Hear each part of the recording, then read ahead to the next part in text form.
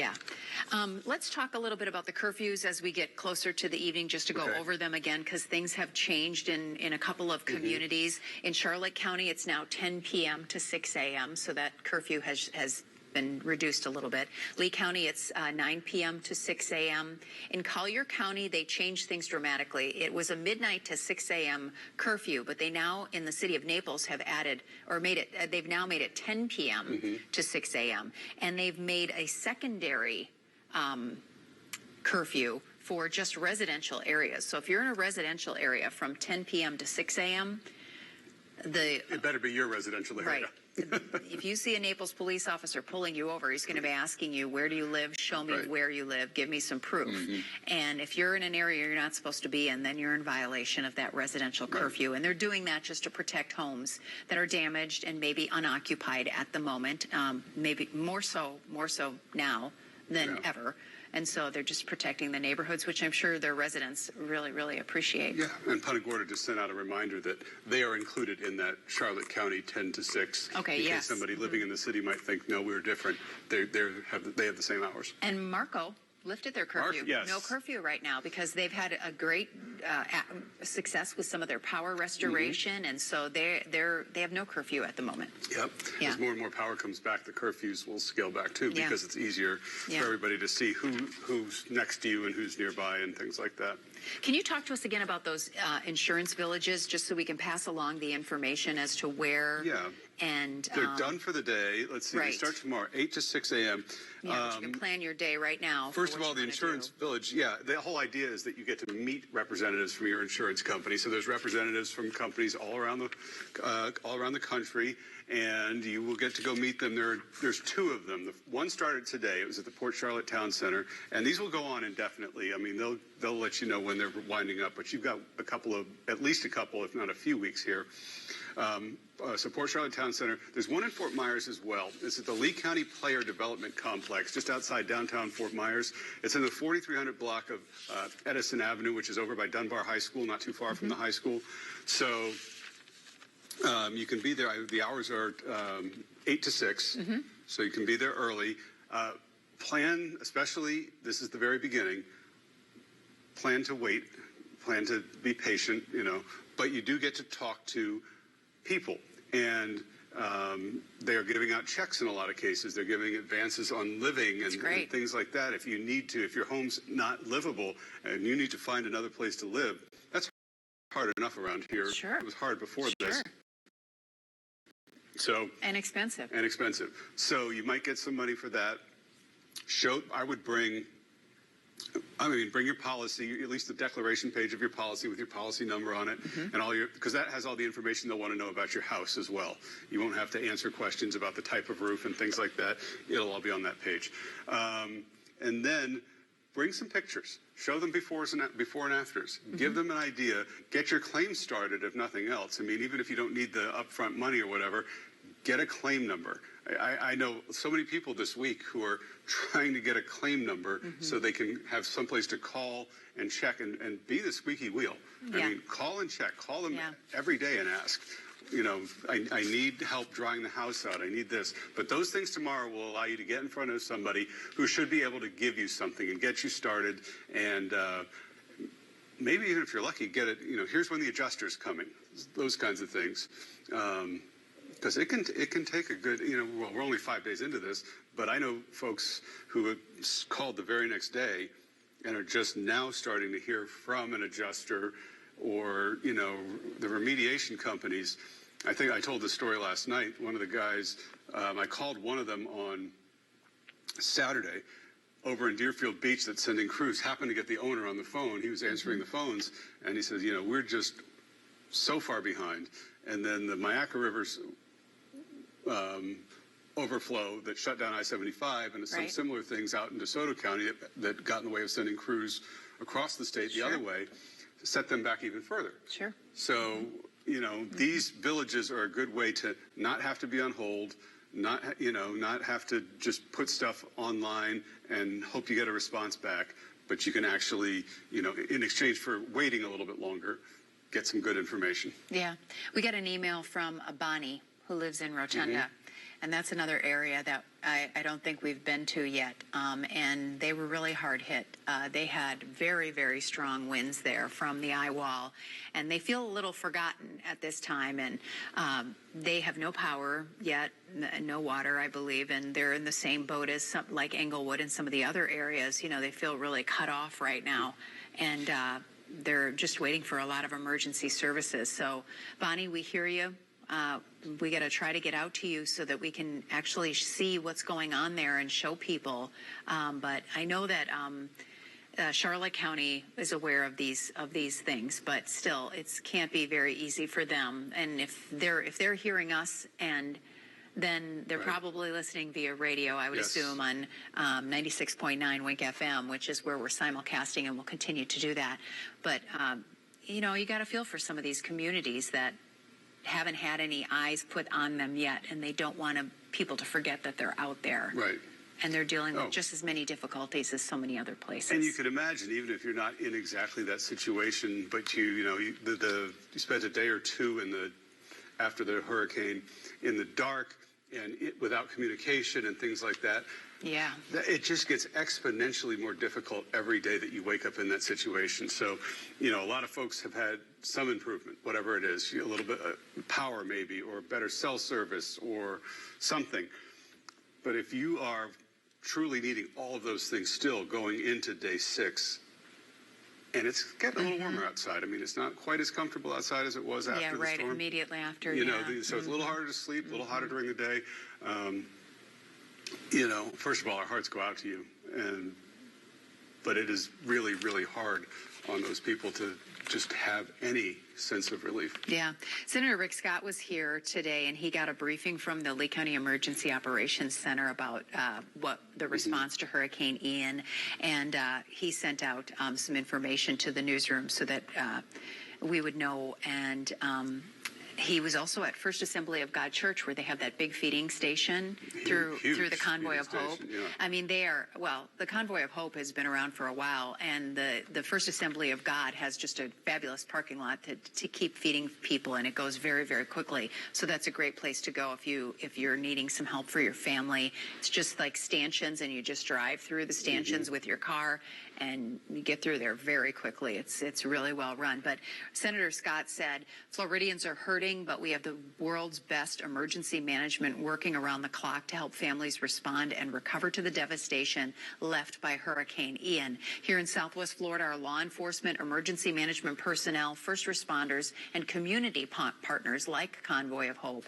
and First Assembly of God have worked nonstop, and we can't thank them enough.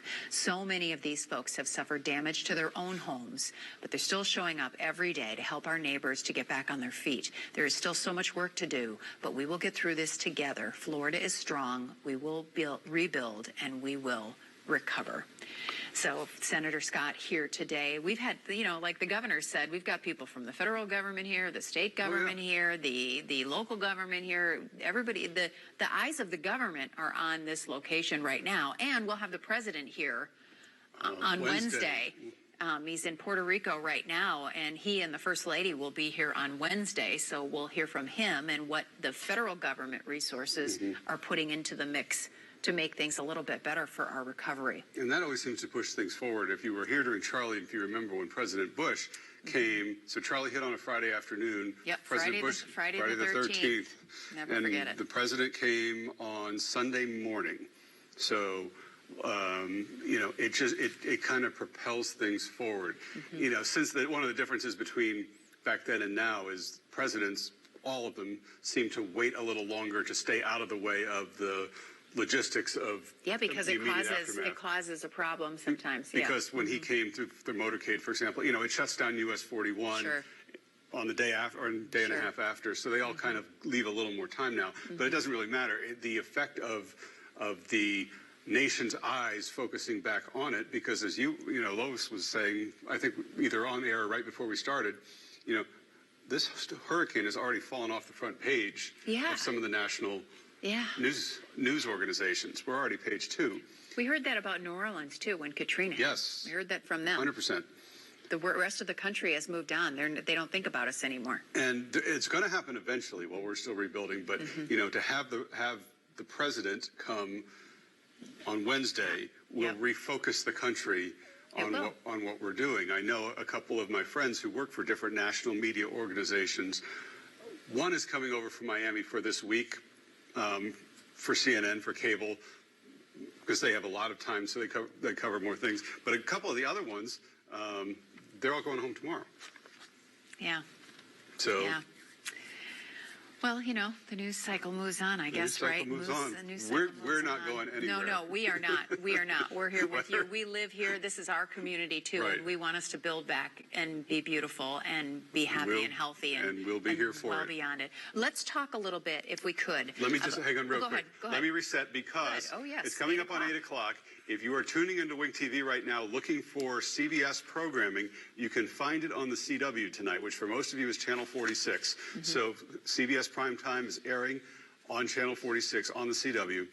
This is Wink News continuing coverage of the recovery from Hurricane Ian on Wink TV, simulcast on 96.9 Wink FM. So we'll do our best if you're listening on the radio to recreate the visuals for you.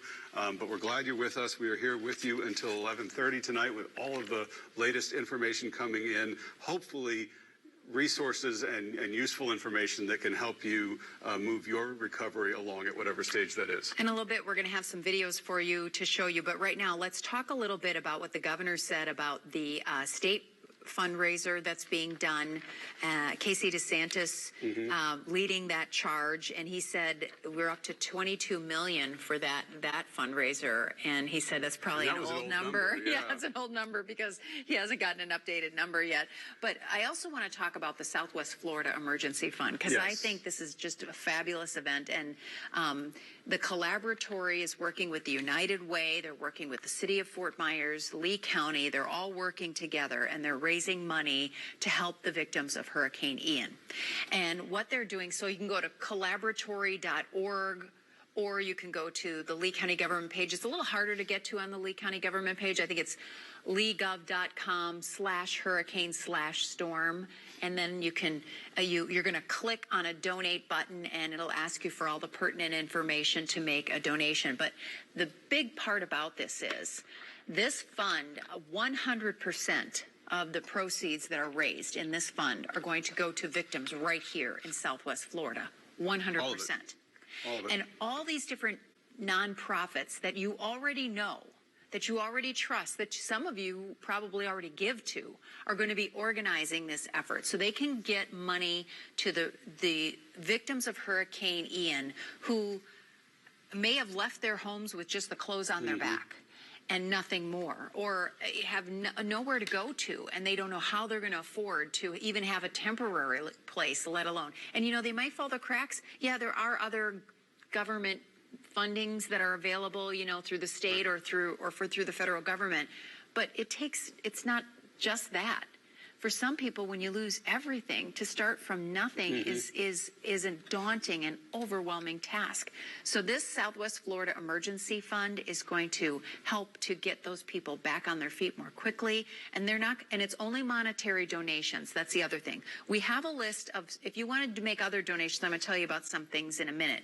But this is just money because they want to give people the money that they need to go buy their children new clothes or new shoes, or, you know, and get them started right now. It's much quicker that way. And as we heard the governor say, and we've heard other people say, truthfully, there's a lot of help out there, but help from all these different agencies usually has a lot of rules attached, or at least some rules attached, and a lot of people who, you know, there's probably not one for, I need shoes for my children. Right. Right. So the Salvation Army, if you want to make a donation of things, the Salvation Army has a list of things. Now, they're not taking any clothing right now. They just can't handle that. It requires so much space and manpower and transportation to manage those things. But what they want to do right now is more immediate assistance of things. And if you would like to donate things, this is the list of the Salvation Army Fort Myers handed to us today.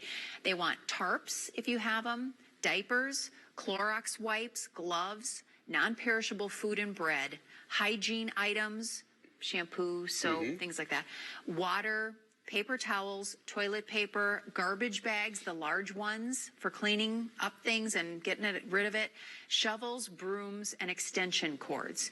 And if you want to bring those to their Palm Avenue warehouse, that's at 2581 Palm Avenue in Fort Myers, they're going to be there from 8 to 5. 8 to 5, they're going to be there. So if you have some of those items and you want to do something, I mean, a lot of us have an extra thing of Clorox wipes, you know, in our pantry, as long as you're not cleaning your home from top to bottom. But especially after COVID, you might even have some unopened ones left over. You might. You know what? The hand sanitizer sure came out of the closet and became a little more convenient again. But yeah, so if you want to do that, you can take that to the Salvation Army's Palm Avenue warehouse. We probably should talk a little bit about food, but I think we should start with what the governor said about Chick-fil-A. That was my next thing. That was mine. I had it already. Yes, Chick-fil-A. The disaster relief bus. Who even knew that the Chick-fil-A had one of those? I was trying to decide if I had heard that I knew that Chick-fil-A had a disaster relief bus. But if you've ever been in a Chick-fil-A drive-through, right? You know, they know how to feed a lot of people fast. And it's their pleasure. And it's their pleasure. It's their pleasure. It's good. Yeah, so they're going to be here. He didn't mention a location. He just said Fort Myers. Right. So we'll find out. We'll try to figure that one out for you, because I know there's probably a lot of, boy, if my daughter finds out, I'm in trouble. She loves that Chick-fil-A. Okay. Let's talk more about some food seriously now, because there are a lot of different local charities who are doing what they do every single day. They've been doing it 365 for years. And so they are out there right now making sure that they are handing out food and water to families who need it. So let's talk about Tuesday, October 4th, since that's where we're at. St. Matthew's House, for example, and in conjunction with the Harry Chapin Food Bank, because they get a lot of their food from the Harry Chapin Food Bank. So they're going to host at Cornerstone Methodist Church on Immokalee Road in Naples from 11 to 1 on Tuesday. And then on Wednesday, they're going to be at Paradise Sports Complex at Citygate Boulevard in Naples from 10 to 12. Harry Chapin is going to be tomorrow at the Boys and Girls Club in Immokalee from 10 to 11:30, at San Rafael Church in Lehigh Acres from 10 to 11:30. And they added a brand new one, and they've never been at this site before, but it's going to be in Cape Coral. Tuesday through Friday from 10 to noon, they're going to be at Cape Elementary. So that's a very centralized location in the Cape, and school is out this week. So from Tuesday through Friday from 10 to noon, they're going to be at Cape Elementary, and you can go there and you can get some food. I know that they're planning on bringing some produce as well, so some healthy foods as well as basics like water and things that you need. On Wednesday, Harry Chapin is going to be in LaBelle at 785 4A Drive from 10 to 11:30, and then the Golden Gate Community Center from 10 to 11:30. Catholic Charities is also getting involved in handing out things at different sites. Their distribution center with food and water in Fort Myers is going to be at 4235 Michigan Link, and they're also going to be in Bonita Springs at 28360 Beaumont Road in Bonita Springs.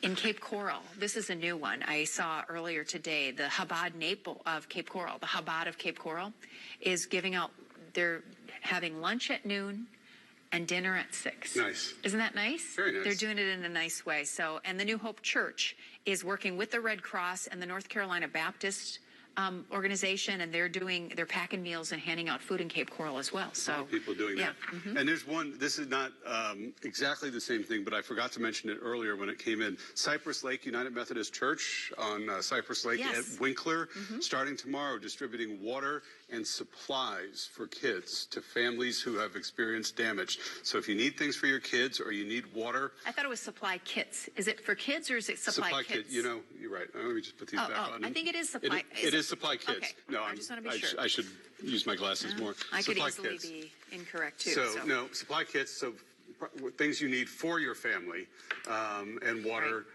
at Cypress Lake and Winkler tomorrow. It's at 10 o'clock in the morning. Okay. So I know we have some videos. I don't know, Lenny, you can tell me if we have anything ready right now that we can show so we can give some people other looks at places around the area. And while you're looking that up, in the meantime, let's take a look at some of the power numbers from FPL. Okay. Because I think we kind of get a mix of numbers. You know, when we hear from the governor, I think he gives an overall view and it's not broken down by county per se. And if they say in Cape Coral, it's a city number rather than a county number.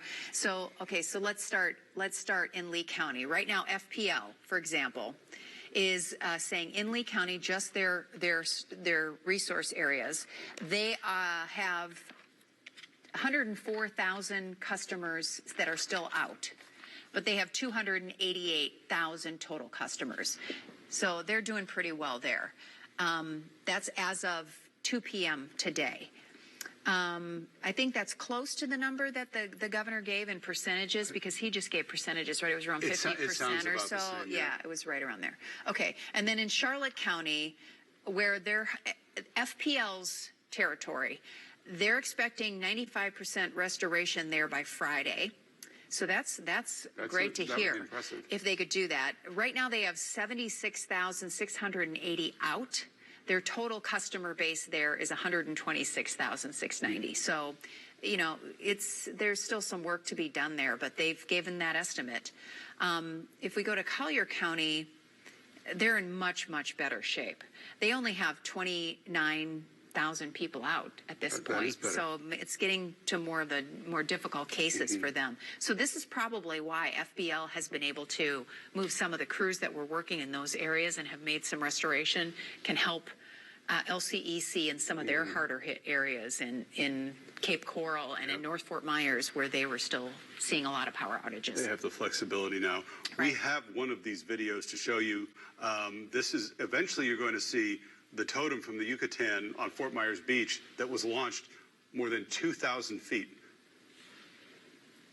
Whoa. Look at all the sand on the ground. Oh, yeah. You're really seeing that up close. There it is. Oh, it is. Yep. It definitely does not belong there. No, it doesn't. Oh, boy, oh, boy. But then again, look, it's all this debris is leaning up against a more modern building that really...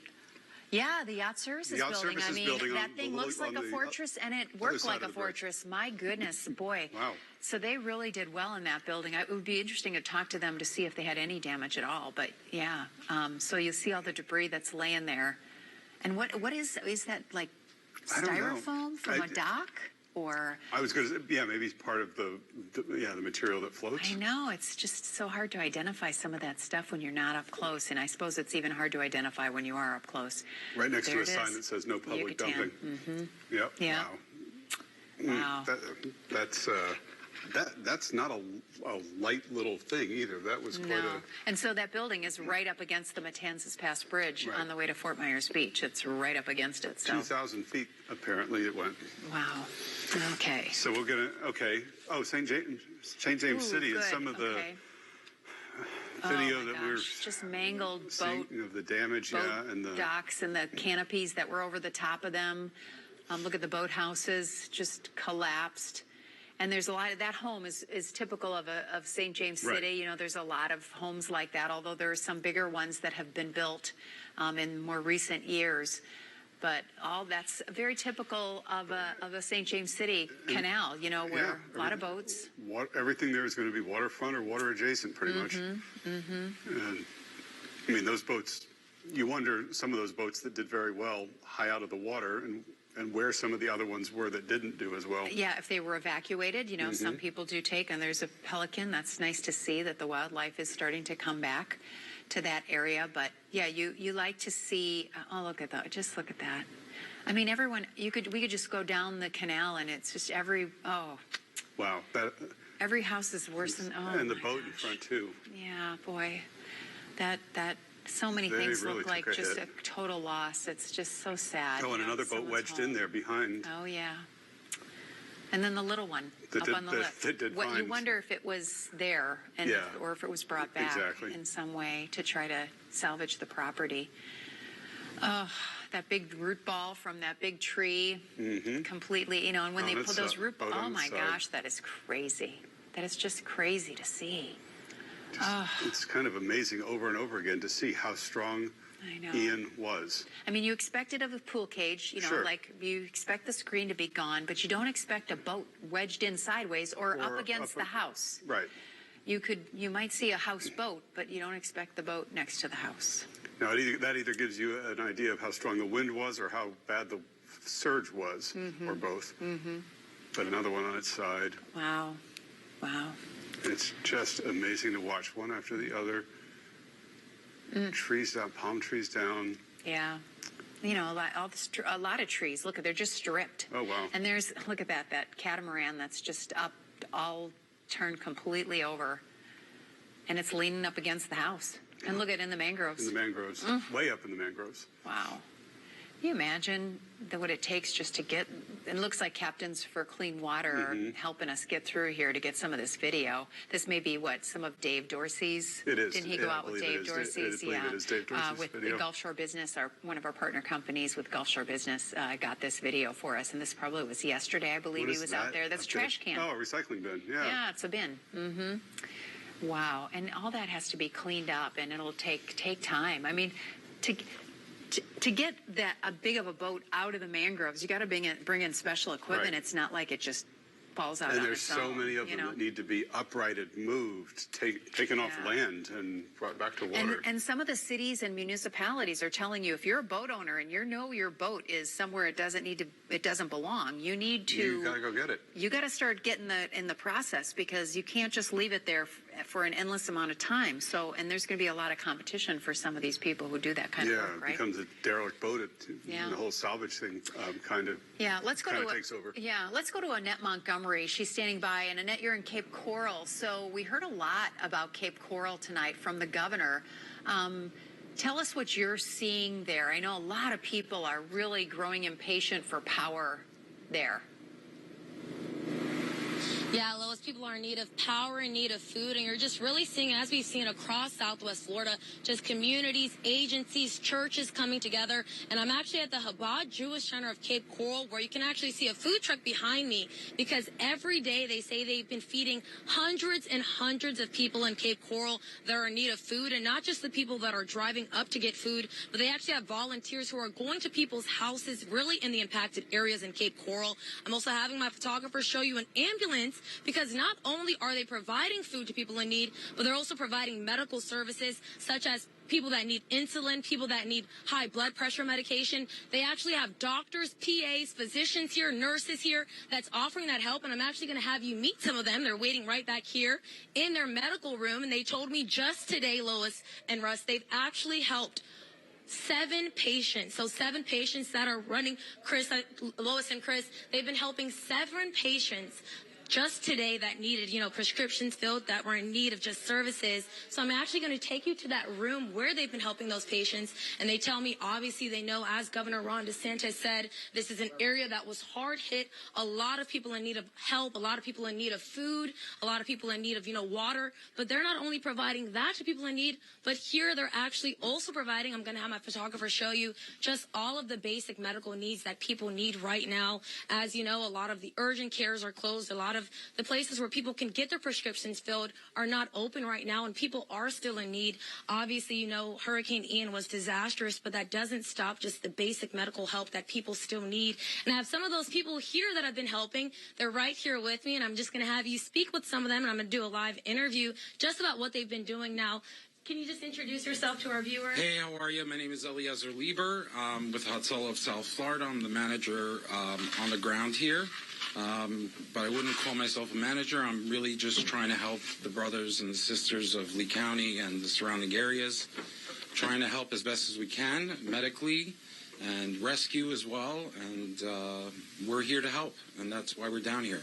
And obviously, we know the help that people need. And I know you said you saw 7 patients today. Can you just tell us just what are some of the needs that you're seeing just in this community that people are in need of medical help? Right. It starts from a stub toe all the way till a cardiac issue. Somebody posts a cardiac event or cardiac surgery that needs attention, that's not able to get to the hospital, or the overcrowding of a hospital, and they need to be evaluated, whether it's stitches or whether it's cleaning a wound, somebody that's diabetic that can't check their sugar, that needs to get their blood pressure checked. We're here. We are open to the public. We are here not only if you need a Band-Aid, but we're also here to help with your mental health. We have Eli Feldman here, who is a mental health professional, who is a trauma specialist, and we're here to talk to the people and help them in as many ways as possible. So Eli's here for people to come out and talk to, the children, the adults, the elderly. Doesn't matter who you are, where you come from, we're here to help. We come from South Florida. We drove all the way out here. We didn't come out here not to help. We came here to help, and that's what we're doing. And Lois and Chris, obviously, we know we've seen just and heard some of the traumatic stories from people, so we know just the help that they need, and obviously the mental and medical help, but obviously the main thing people are in need of is food and water. So I'm going to take you to the supply room where we're going to meet the rabbi who's facilitated this entire thing, facilitated getting people food, water, just all the things they need. Rabbi, just, oh my gosh, you took us into this room, and just, can you tell us about this room, and please introduce yourself. Rabbi Lepkowski, Yossi Lepkowski. We're here. The Chabad is in Cape Coral. We saw the need. We all lived through it. It was a devastating event. But now we'll get past it, and we're here to help. We're here to provide anything that people need, and we'll be stronger. We'll be stronger through this, and we'll all get together as a community. And tomorrow, since it's our holiest day of the year, Yom Kippur, we invite everybody to come to services, and we ask God for a good year, and God will grant us a happy and healthy, sweet new year. And then, Rabbi, it's not just food in here. We're also seeing other necessities. Can you just tell us what else you all have in here? It's not just food. We have food. We have medical things. People just basic home shampoos, soaps, whatever people need. Flashlights. We have gas. We have generators. Whatever people need, we're trying to provide. And Lois and Chris, I know you heard and mentioned rescues. We actually have some people that they helped rescue out of a home. We also have the rescuers. You know, this is actually a young child who was in 4 feet of water who was rescued. So not only have they taken in people that, you know, are in need of help, but they're also just making sure that people are getting all the supplies they need, all the medical help, all the mental help. We actually have someone else who was rescued. I don't know if you want to speak with us. I know our viewers can relate. We have so many viewers who were rescued out of their homes. And I know some of the people who rescued you are in this room. And as a rescuee, you're helping other people who are rescued. Just how are you finding the strength? Because, I mean, we're taught to give back. You give back, you feel better, you smile, it helps other people. It's just the best. And I'm trying to teach my grandson that we give back. That's what we're here for. We're here. That's why God put us here, to help others. And Lois and Chris, she was actually rescued from her home with her grandson. I don't know if her grandson wants to come on camera with you, but can you just tell me what that experience was like for you all? You all were rescued out of your home during Hurricane Ian. What was that like? My son actually just walked in. I saw him walk in. He was on top of the roof with a flashlight, waving the flashlight. I finally said, come in. There's nobody coming for us. I mean, the water's too deep. Nobody's coming for us. And he went to his window, and he's like, Mom, I hear somebody. And I said, call to them. And he called to them, and they said, we're coming for you. We're coming for you. And they came up, and they said, we're with Chatzal. I said, how did you know to find me? They said, your rabbi's in the van with us. He told us to come save you. And the person who rescued you is here. I don't know if he wants to come on, but the person, Lois and Chris, who rescued her and her grandson, these two people rescued them from, and just, you know, seeing them today, seeing them help, I just can't even imagine what you all are experiencing and feeling right now. You know, it's great to see them. We're really just here to help. You know, we're able to get here before the storms are really releasing, before the people are able to get here that are actual rescuers with FEMA. So we're very agile. We're able to get behind the storm. We were able to get there before. And we love seeing them here now. It's absolutely fantastic. It's very rare as rescuers to see your rescuees. And here we get to actually see them in real life. It's phenomenal. And become great. Friends. Right. Fast friends. Right. You know, we were playing games today, and we were hanging out, and we had lunch together and dinner together, you know, with the rabbi, and it was... These guys are awesome. These guys are really, really awesome. They are the heroes. Yes, this guy over here, not one tear out of his eyes at all. He carried his bag, which pretty much had all his worldly possessions left in it. He got on a rig and we drove off. He is the hero over here. And Lois and Chris, multiple agencies have come together to make this happen. And I think that's what we're seeing across Southwest Florida. Just agencies coming together to help rescuees, helping people that are being rescued. I mean, we're just seeing that all across. And I think the Rabbi and the Chabad Jewish Center here in Cape Coral is just really showing, Southwest Florida, how strong we are and how we are really trying to rebuild. So anyone that is in need of help, please come here. They also said if you don't have a car and you're unable to come here, they have volunteers that will bring you what you need. So obviously, this is just what we're seeing. Southwest Florida coming together to just be stronger for each other. Oh my Live gosh, in Cape Annette, Coral, Annette Montgomery, Link News. Oh, wait. Don't you go anywhere. Don't you go anywhere. This is such a beautiful story. Wants to go, guys. No, we're really happy to hear this story. We're so happy for the family and for the bravery of the people who rescued them. But would you ask the rabbi, it's Yom Kippur tomorrow, are they going to be open during that? And where specifically can people come? Give us a specific address and times they're going to be open. They want specifics, address, and times for Yom Kippur tomorrow. Tomorrow, here in Chabad at 1716 Cape Coral Parkway West. At 6:45, Kol Nidre starts the beginning of the holiday, and then following the next morning at 9:30. Yizkor would be around 12. And then the closing services around 6 o'clock tomorrow evening. And Yom Kippur service, we go to get together, and we as a community, and we pray for a good year, and God willing, we'll all have a very strong and good and positive year. Prayer we definitely need. And wow, are you ready for an influx of people now that we put it out there? They said they're prepared. Yes. Hey, there are a lot of people. Just let them know. We've gotten emails from people who have air conditioning, and we have light, we have power. We power it up with a generator. You have power, you have light, you have air conditioning. That's right. So it's here in Cape Coral. That's a big thing. Yes. Yes. So many people don't have that. Exactly. Right now. We're powering with a generator. So wow. So we invite everybody to come. Oh, wow. As if everything else that we just heard wasn't impressive enough. It's that plus air conditioning. I know. As if everything else wasn't impressive enough. Let them know, Annette. We've been getting emails from people who are concerned they can't keep their insulin cold and they're worried about it. There may be people who are going to come, just hearing your report tonight, who were in desperate need, and you're going to relieve them of that anxiety. So thank them so much at the Chabad for doing that. It's really, really great to see the community coming together and churches like that who lead so many people all year round doing something special like this after this disaster. So please say thank you for us. Yeah. Thank you, Annette. I definitely will. They said thank you all so much. As if you all don't know just what you're doing. We just have to make sure you all know. Thank you so much. We're getting so many emails, they said, just from people not knowing how to get their insulin prescription filled, not knowing, where they can go. And, it's life or death for these people as well. And some people are, we don't have the resources, and you all are filling in that gap. And it's so, so, so important. So thank you so much. Thank you. Thank you. What are they not doing? Yeah, I know. All right. Thank you very much, Annette. We enjoyed that very, very much. It was nice to talk to them. What an impressive group of people. We should all be joining them and praying for a good year. Oh, yeah. I think this better be rock bottom. We better be at rock bottom, and we better be up from here. It's a good time to reset and look forward to a new and better year. Well, that's wonderful. That's great. Let's talk about pets for a minute, because we've been getting some emails from people worried about their pets. And Lee County Domestic Animal Services sent in a note about their mobile veterinary team from the University of Florida has arrived, and they're ready to assist Lee County residents and their pets. So starting tomorrow, from 9 to 5, they're going to be offering triage and medical care free of charge to any resident in need. They're going to be at Terry Park.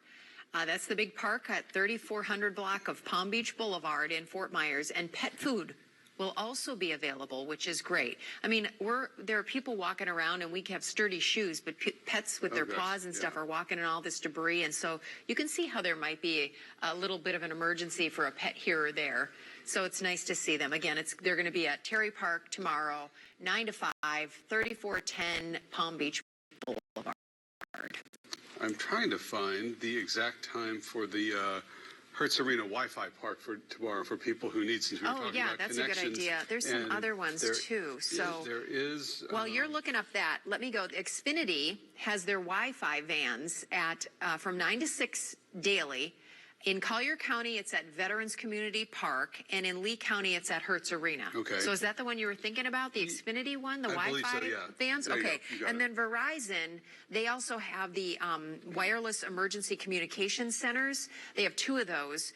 One's at the Port Charlotte Town Center. So if you want to go there and get connected, you can do that. And on Fort Myers Beach, they also have one, which is vital there because so many people Absolutely. lost everything. It's 2525 Estero Boulevard. But what you need to know about the Wireless Emergency Communication Center in Port Charlotte and Fort Myers Beach, if by some miracle someone is able to hear us from there, you can charge your phones and your devices. You can connect via their devices. They have computer workstations, they have phones, so they can help you get connected with people if you've been just completely off the grid, Yeah. literally and figuratively. Then they can help you get connected on those devices. That's really, really great.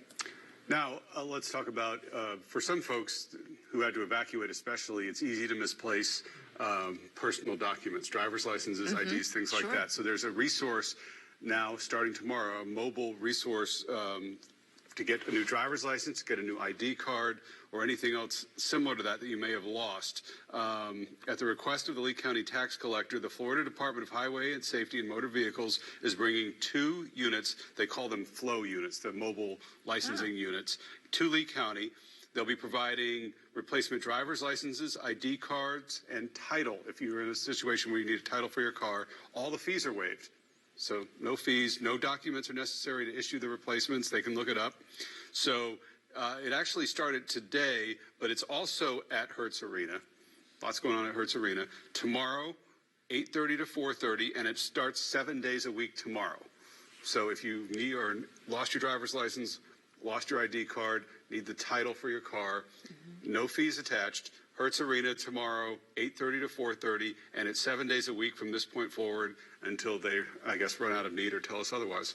Well, you're watching a special Wink News coverage of Hurricane Ian response and recovery right here, back in our studio at Wink News. And we want to let you know, we just came back on the air in the studio tonight, and everything is not back up and running, but our engineers and our management team here at Wink got working quickly so that we could get back in here in 5 days. This is the exact spot we were sitting, Chris, when we turned around and we looked on the floor behind us. The water and there was a started right little over bit here of off water camera. creeping in, and we're in a studio, so we don't have any windows or anything. So we're just sitting here doing our job. We can hear the wind blowing. We can hear the rain. We know we're facing severe weather. This but was about the eye wall got here. We had gone through about the first band of Ian. We were starting to get a little bit into the calm. Were we on the back? Yeah, we were on. We were on the backside. Yeah, we were getting a little bit yeah. into the calm. The wind had kind of stopped for a little bit, or slowed down for a little bit, and then all of a sudden, around us here, the water just started coming in and going that way and over there. And and then eventually our power went completely out and we were knocked off the air, and we were so sad about that because we feel like this is one of the most vital times of our jobs, and we didn't want to be off the air. And so you saw us in our crude setup at our watching tower. the last 3 days. Effective. Don't get me wrong, Right, effective. but more crude than we were used to. And within 5 days, everybody's worked so hard, and they got us back on the air so we could at least bring you some basic information and show you some videos and talk to our Wink News reporters who have been out in the field ever since. See everybody rather than just talk to them on the phone. Nobody stopped working, but it's just that you couldn't see all the work that they were doing. So we're really happy to get our Wink News reporters back on. They worked so hard during the hurricane, and I know you were also worried about them, and they are all fine, and they're out there doing it and making sure that we tell your stories and highlight the communities and what's going on there. They are some of the hardest working, most dedicated people you'll ever meet. They were the day after. Okay, so after we had the water in the studio here, then we had to eventually evacuate upstairs to the second floor, and then we evacuated out of here in the middle of the night after the hurricane. The next morning, most of them were from wherever we all ended up. It's a lot of in shelters or different places that we were able to go. We got to get back to work. Yeah, we do. And they were on it. And they've done such a phenomenal job. And if there's some of it that you'd like to see from right afterwards that you missed, go to winknews.com when you can, or our Facebook page, because we put a lot of stuff there that we haven't been able to get on TV and show you. There is so much on our Facebook page that was able to get up and running a lot faster than the rest of the studio. And so, yeah, a lot of people just kept working, and so we'll have to catch you up as we go along the way. And we're just so glad that you're all still with us. We're here in our Wink TV studios, and we're also simulcasting at Wink FM, 96.9 Wink FM, and we'll continue to do that to get the information out there. I don't know how many of you know, it's not just a television station here. We have many radio stations here as well. So they were knocked off the air as well, and they've been working really hard to get themselves back up on the air. And 96.9, we got up so that we partnered so we could simulcast, which we often do in times of disaster, because we know people lose their power, yet many of you can still have a battery-powered radio. You can still listen in some way. Sure you can hear. And you might not be able to see us, but you can hear us, and we want to make sure we provide you all the vital information that you need. Speaking of which, one of our reporters, one of our very hardworking reporters, Liz Byro, has been right at the base of the Matanzas Pass Bridge all day near Fort Myers Beach. What's going on there now? Well, right now, I mean, as the sun has gone down, it is a ghost town. It is completely black out. I mean, the street lights obviously are not working down by the bridge. The very few lights that are on, I mean, one being our Wink car, one car over there, and then the one boat, which I told you about earlier, that floated 150 feet from the water onto shore, has a generator. Now, one of the, I would say, creepier parts of it is there's an apartment building over there, and just every single window just completely dark.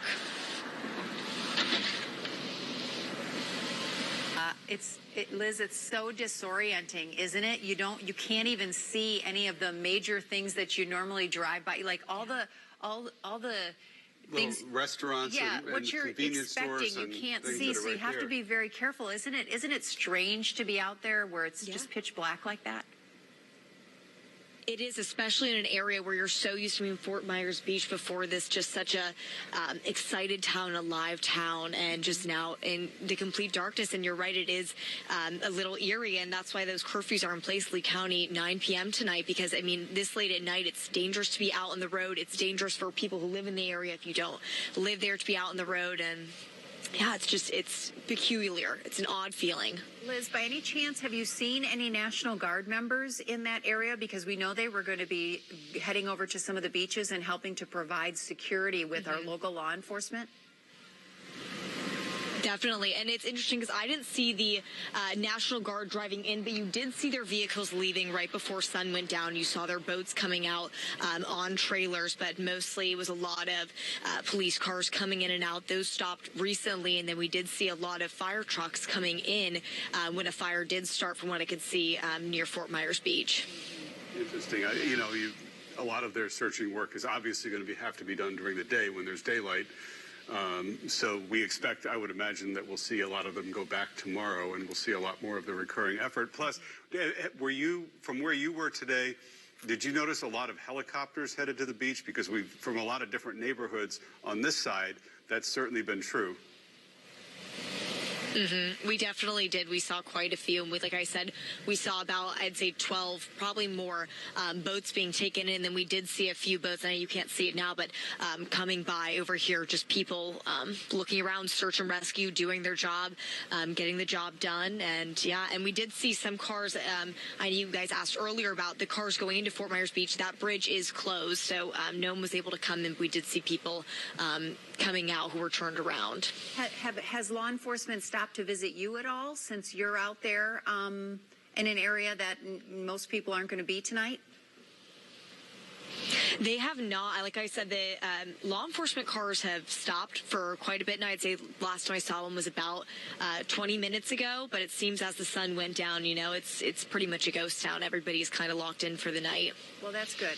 That's good. I mean, nobody's supposed to be out there. It's just interesting. Like you have the fire departments. Everybody's coming. There's so much mutual aid from all over. Did you notice if it was one of our local fire departments that was responding to that fire, or if it was somebody else? Because we know that there are a lot of other agencies here who are providing mutual aid and bringing in water to a place like the beach where there are no fire hydrants right now.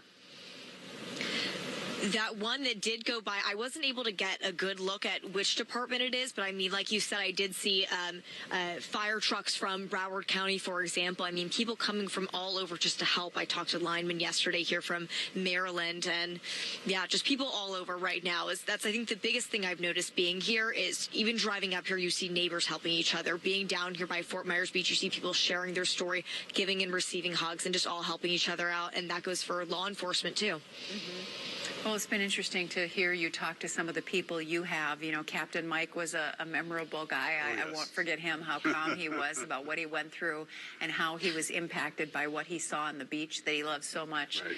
So, you know, Liz, thank you so much for your reporting. And if you have anything else for us, please let us know. We'd love to come back and talk to you again. Thank you. Thank you so much, guys. Okay. And one of the things, the communication is hard, but we were talking, or I was trying to talk to her about the helicopters, because so many people from so many neighborhoods, you know, if you think of where Fort Myers Beach and Sanibel are, if you're inland from that, all the helicopters going back and forth to get rescue crews out to the beach and back, it's definitely noticeable. It almost, this morning, before I came in here, one every hour, one every 90 minutes. There were a lot of them. And the heavy equipment they're carrying out there, you know, for, I'm sure, a myriad of reasons, they're carrying all kinds of things out there right now. You know, she brought up a thing about, we've talked about mutual aid and people coming from other places. The Lee County School District announced today that they're going to start doing a food distribution event. You know, they're very concerned about their families whose kids are normally in school and getting breakfast and lunch. That's where a lot of families get food. That's right. So they're hosting on Wednesday a food distribution event from 12:30 to 2:30, and the Miami-Dade School District is sending people to help with this. Nice. Isn't that nice? That is very nice. So now I'm going to pull this up because I want to take a look and see if I can't get all of the details here for you, so that if you are a family that wants to go to this, I'm going to see what they're going to do. Oh, they have more details that they're going to provide soon, but they're going to send this out to all the school district families who are signed up and get the messages. So keep your eye out on your phone or your computer, or however you get your messages, and we'll pass it along too when we get some of the details. But it's Wednesday of this week in conjunction with the Miami-Dade Public Schools. It's going to be from 12:30 to 2:30.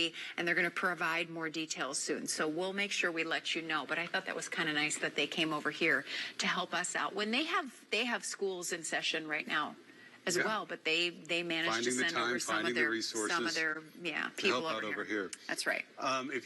We haven't talked too much about SBA loans yet, because that is another source for small businesses. That's another source of money. Like we heard, was it the governor's news conference they were talking about? Yes, it was the governor's. It was, people who, I was talking with somebody the other night who has a good friend who is a Sanibel-based business person with a largely Sanibel-based clientele. Yeah, I have a friend like that too. That's going to be hard. So SBA can be a good source for any kind of disaster relief, not just that, but if you need some help for your business, low interest rate loans. There's this declaration right now, so I'm going to give you a number to call. You can call it a couple of times. You also, if you have internet, you can do this online. But they also sometimes have good ideas for resources above and beyond what they do if you just call the SBA and talk to them. So it's service@sba.gov if you have access to your email, service@sba.gov. Or you can call 800-659-2955, 800-659-2955. Small Business Administration, the SBA, they help out a lot of people too in times like this. And Dane Eagle talked a little bit about that too. He talked about both people and businesses tonight to try to get the economy back going as quickly as possible. He knows there are a lot of people who are going to be without jobs for a while, and they're going to need a little bit of help to carry them through. He said go to floridadisaster.biz. B-I-Z. And he also said businesses should do the same thing. Go to floridadisaster.biz. And for businesses, they're going to ask you to fill out the survey on the state site and let them know exactly what your situation is and what you need so that they can line up all the resources that they have to help you get through this trying time. It's interesting that you have the same type of friend who's going through the same thing as we are. I think your mic battery gave up, so we'll talk too much. That's the problem. That's the problem. I don't think the mic battery works based on how much you talk. Well, Facts. I'm trying to help. All right.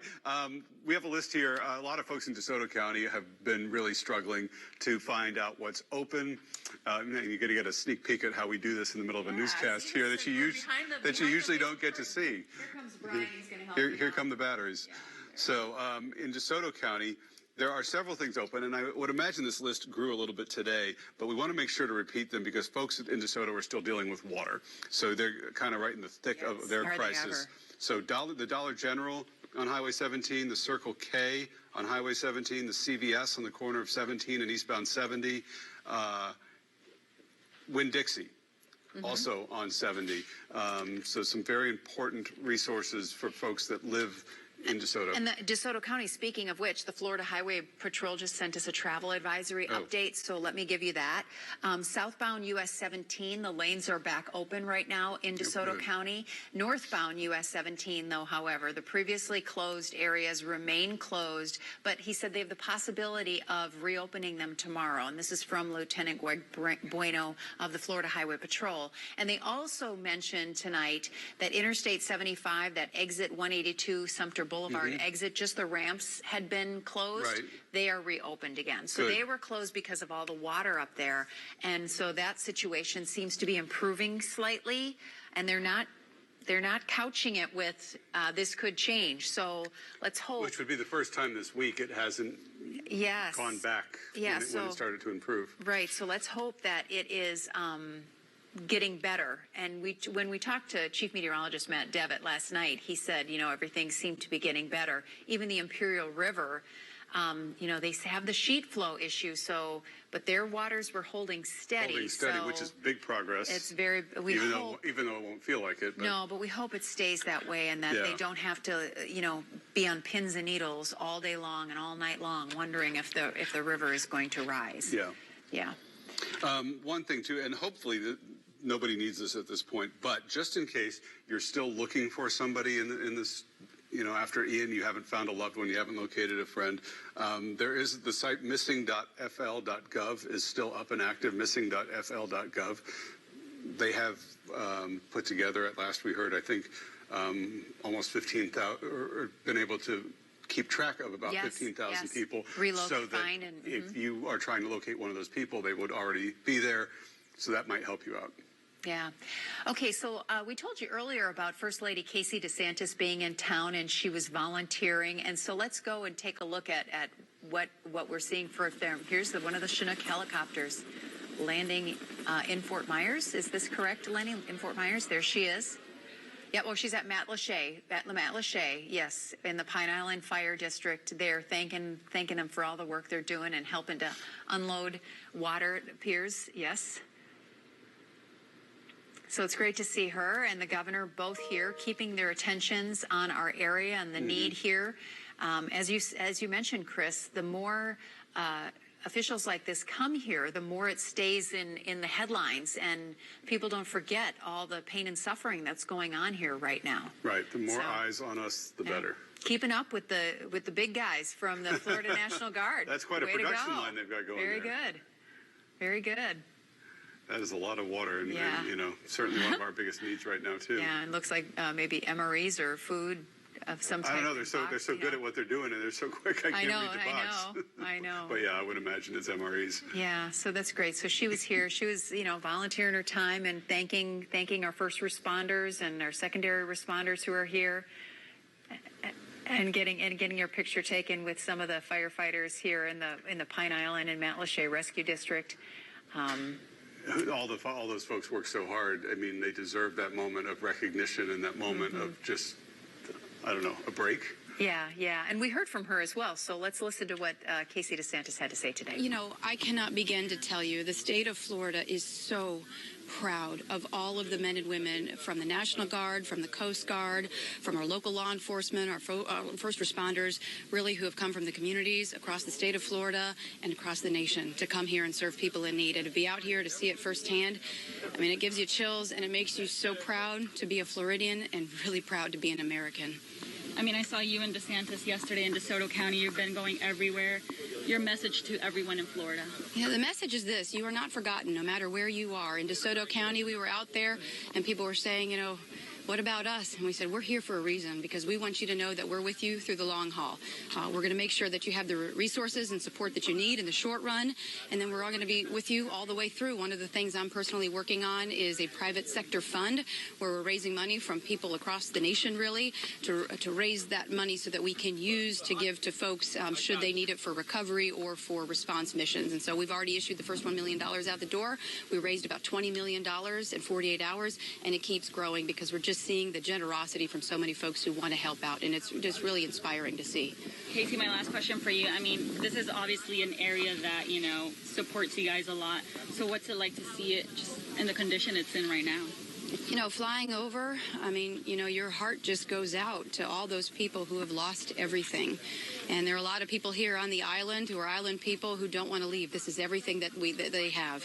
And so our message to them is we're going to support you. We're going to bring the resources to you. We just saw the Chinook land, and we got the water and the MREs off, and we're getting to those to the people in need. And just seeing everything firsthand, and the homes where, you know, they once stood, and all you see now is just a slab of concrete. I mean, you know, honestly, it's very difficult to see. But at the same time, I know how resilient, how strong, how brave and courageous a lot of people here are in the area, and we're going to be with them every step of the way to make sure that they get back on their feet. Anything else you want to share with us? No, just God bless the people of Florida, and God bless the people across the country who have been supporting us. And we'll be here as long as it takes. Yeah, it's great to see all those, what do they say, many hands make light work? I don't know with the amount of work we have to do if it'll end up being light work, but it will definitely help. When we all work together, while it is hard work, it brings us all together. Yeah. And so, you know, it's nice to see that they're staying on the front of the page. The silver lining, if you think back to everything and all the difficulties and everything we've talked about in the last few days, people arguing with each other really hasn't been among them. Mm-hmm. You know, everybody seems to be working together to help. And you know, every little bit does help, so we're grateful for it all. Let's go to Lauren Leslie right now. She's with Power Crews. Ooh, we love those power trucks behind you, Lauren. It's really great. I don't know if she can hear it. Can she hear us? Yeah, okay. We love to see all those Power Crews behind you. I mean, there's some of our favorite people right now. When those lights go on, it's just a beautiful thing. What are you seeing out there?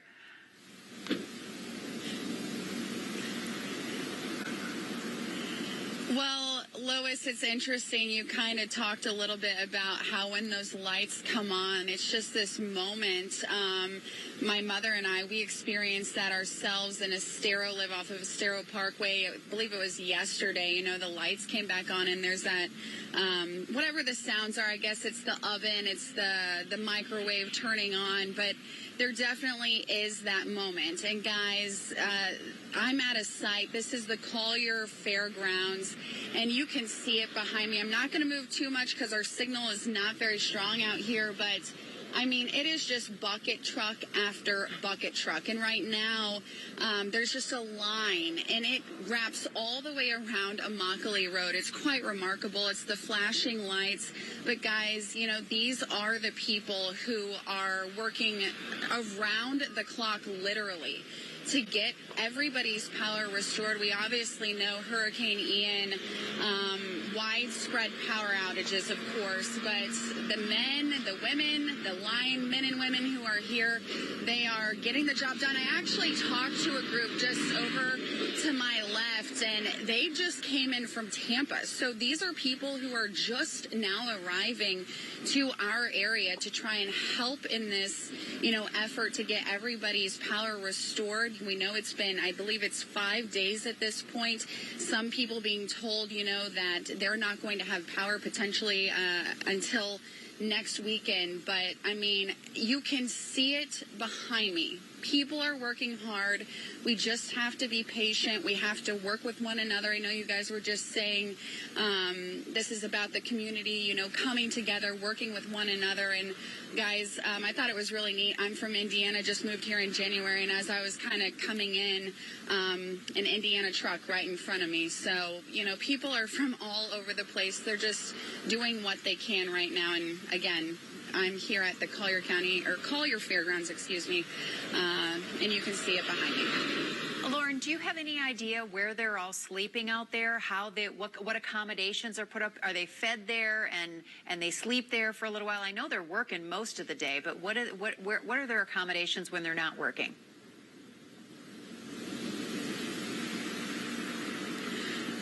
So, Lois, I know the other day, and I'm not sure, I believe it was you and Chris who I was talking to, but I was at the Greyhound track, the old Greyhound track there in Bonita Springs, had found one of these similar sites.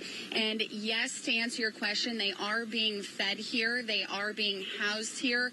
Not exactly sure what the accommodations are. I've seen a lot of campers, a lot of pop-up campers. There are, trailers. Maybe people are potentially, linemen and women sleeping in those.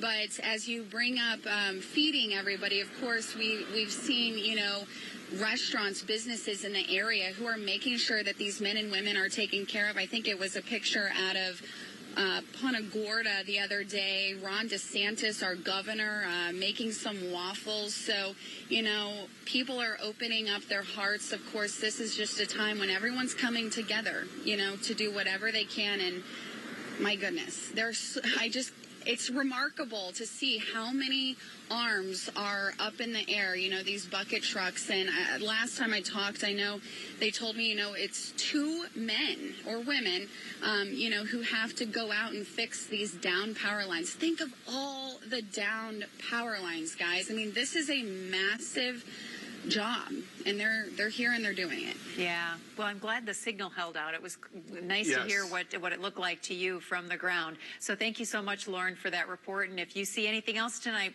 please let us know and we'll come back to you. All right, Lauren, take care. It's like you see all the trucks behind her. People, they do idle for 8 or 9 hours while they sleep, eat, and things like that. But the rest of the time, they're out there and working, and there's so many of them from so many different places. Matt Devitt posted a picture of an aerial of over the Collier County Fairgrounds about a day ago. So if you want to go to his Matt Devitt Wink Weather page, you can see the aerial shot of all the arms, and you can understand the buckets up in the air, and you can understand why it's so awe-inspiring to see it all. Okay, Liz Biro has been talking to some people, and she's fed back an interview for us to share with you. You were down in Fort Myers. Can you tell me what you saw? Yeah, what I saw was pretty horrific. I live in Fort Myers right now, so I come to these places that we see here all the time with my wife. So when I go over to the beach, it's nothing but devastation. The only thing that's really standing is the Margaritaville. And that's made of concrete. It's reinforced. But everything else, the restaurants we go to, it's like a parking lot. It's just no buildings, just debris all over the sand. It's pretty horrific. The pier is gone. What would you say is an image that stuck out to you the most that you saw? Yeah, the image stuck out the most is really how these boats, like what you see over here, the water on TV they said would be about 18 feet, and Captain Mike confirmed that he was up about 18 feet on his pole. And I was also talking to a gentleman just on this side of the bridge, and he was on his second story. And as you walk up the stairs, the water was to the very last step before it entered his second story. So him and another guy hovered in there. They prayed, and he said he was pretty calm to his demise. Yeah. But luckily, the water subsided. But that's the highest it went. And at that point, I saw for myself, that was at least 16 feet to the top of that. So he said it was nothing but a river. When you look around, all you can see is a river. And what was your emotions like driving on Fort Myers Beach, looking around? How did you feel? Yeah, it was very sad. Very sad. Very sad. Like I said, we come here all the time. I brought my family here. I bring my friends here. This is one of the pinnacle spots of Southwest Florida. This beach here, all the way from Bokeelia Beach to the north, all the way down to Estero, all the way to Lovers Key. All the way to Bonita Beach, Barefoot Beach. I go to all those beaches. It's just those memories, It's just the memories, yeah. We got a lot of pictures, so I'm sure they're going to rebuild just as Florida strong, so I can compare the pictures when we were here to when they rebuild. But I know they're going to rebuild this, but I pray for the people that lost everything.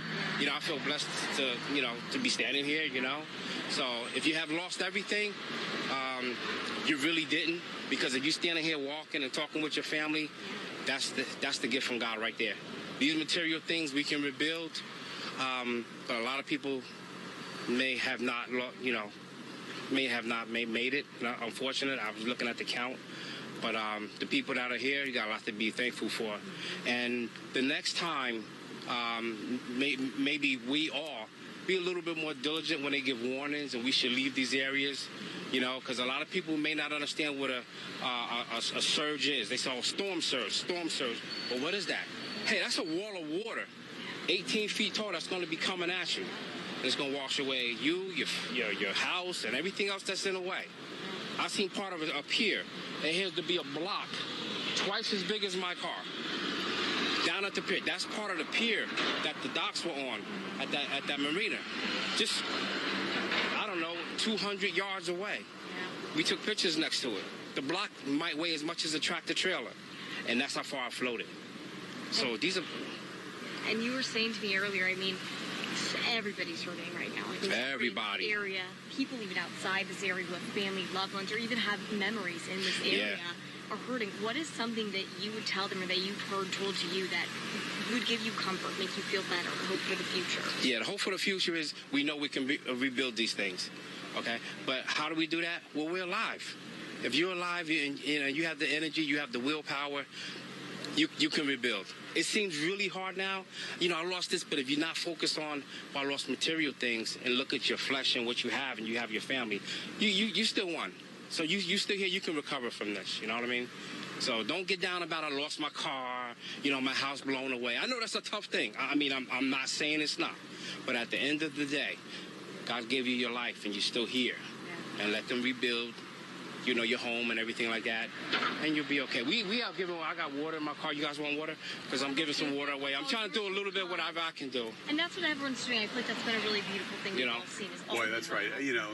So many people who have something, even if it's just a little bit, are sharing right now because so many people are in need, and that was such a nice gesture on his part.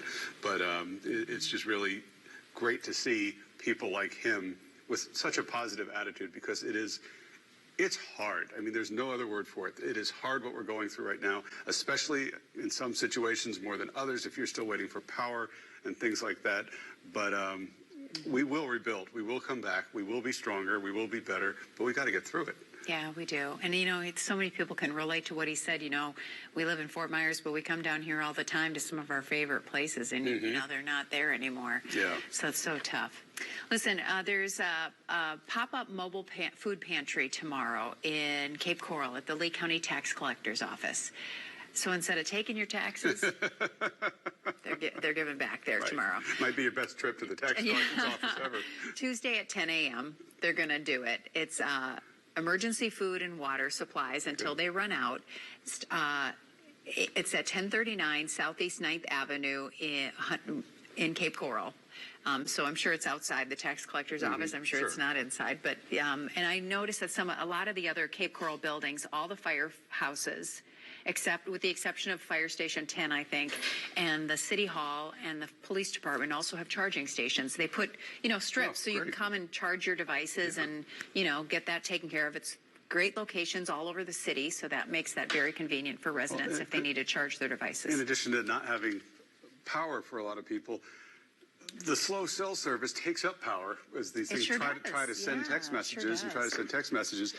We've talked a lot about about FEMA assistance and how to get it and things like that. One of the things that we haven't really gone through is what you can get from FEMA, what kind of things you can apply for assistance for. Generally, all of these things, the big caveat at the top is if your insurance covers it, you can't get FEMA money for it. In fact, if at some point your insurance pays you for something you got FEMA money for, you're supposed to give the money back to FEMA. So these are for things that are not insured. But they, so again, if your insurance company ends up paying you for something and you got FEMA money, you're supposed to give FEMA the money back. Okay. But things for temporary housing, for example, rental assistance for temporary housing, that includes actually providing rent money, security deposit money, if your primary residence, your house, is uninhabitable because of the storm. So if you can't live there, FEMA may help you with a security deposit and perhaps rent. They're going to want to verify that your primary residence is yours. They do that with a driver's license or a utility bill or something like that. And they're going to verify that it is, in fact, uninhabitable. They may help you with major repairs to your home or out-of-pocket expenses. Things like windows, doors, floors, walls, ceilings, cabinets, heating, HVAC, utilities, entry and egress, any kind of problems there. They may also repair or replace some of your, we don't have furnaces here, but well or septic system if that comes out. So there are a lot of things involved. Other assistance category includes medical, dental, funeral and burial, repair, cleaning, replacement of clothing, household furniture, appliances, tools that you use for your occupation, educational materials, moving storage, other things that you lost, all related to Ian. So there's a lot of possibilities on there, and if you choose to apply, I mean, you don't even have to specify all this stuff up front. You just go to disasterassistance.gov, answer their questions, have your bank account information handy when you do that, because otherwise you won't be able to finish it. The routing number at the bottom of the check and the account number. But there's a lot that they'll help you with. There's also an 800 number, but from what I've heard, it's hard to get through that 800 number, 800-621-3362. But if you start online at disasterassistance.gov, you might get help with all of those things, any of those things that are not covered by your insurance. Let's talk a little bit about waste management pickup and things like that that are happening around the area, because you want to get the instructions correct at your house so that it goes by more quickly. Everybody wants to get rid of their stuff. And we heard garbage trucks in our neighborhood. I know they're trying to get around all over the place, but they're trying to get rid of all that rotten food that people had to pull out of their refrigerators and their freezers because they lost power for so long. So you can put your cans to the curb. I know in the city of Fort Myers, even if your garbage day is Friday, you can put it out now because they're going to start doing today and tomorrow. And, these things will continue. But so they can get rid of that stuff because that attracts, rodents and wildlife and different things that we don't want attracted to those smells and things. So they're trying to get rid of that stuff very quickly. And that's happening pretty universal around the area. So hopefully the trucks can get through with all the debris that's still on the road. The other thing is they want you to put your construction debris, meaning the tiles that came off your roof and wood or any of those kind of things, in one pile at the curb, and then in a separate pile at the curb to put your trees, your branches, and all the other horticultural debris on a different pile. All these things are being picked up. They're going to different locations, and FEMA is reimbursing counties and cities for this as long as they get it all done within 30 days. But you don't have to, they're not just going to come by once. The Naples city manager did it pretty eloquently today in his update to people that, they're going to come by one time, and then they're going to come by another time, and then they're going to come by another time, and they're going to sweep the streets, and they're going to try to get everything back to normal. So you don't have to, rush and think you're going to miss. They're going to come back multiple times because there's just so much of it out there. And eventually when they get to the end of the time period, they'll tell you well in advance, okay, this is going to be the last hurricane debris pickup.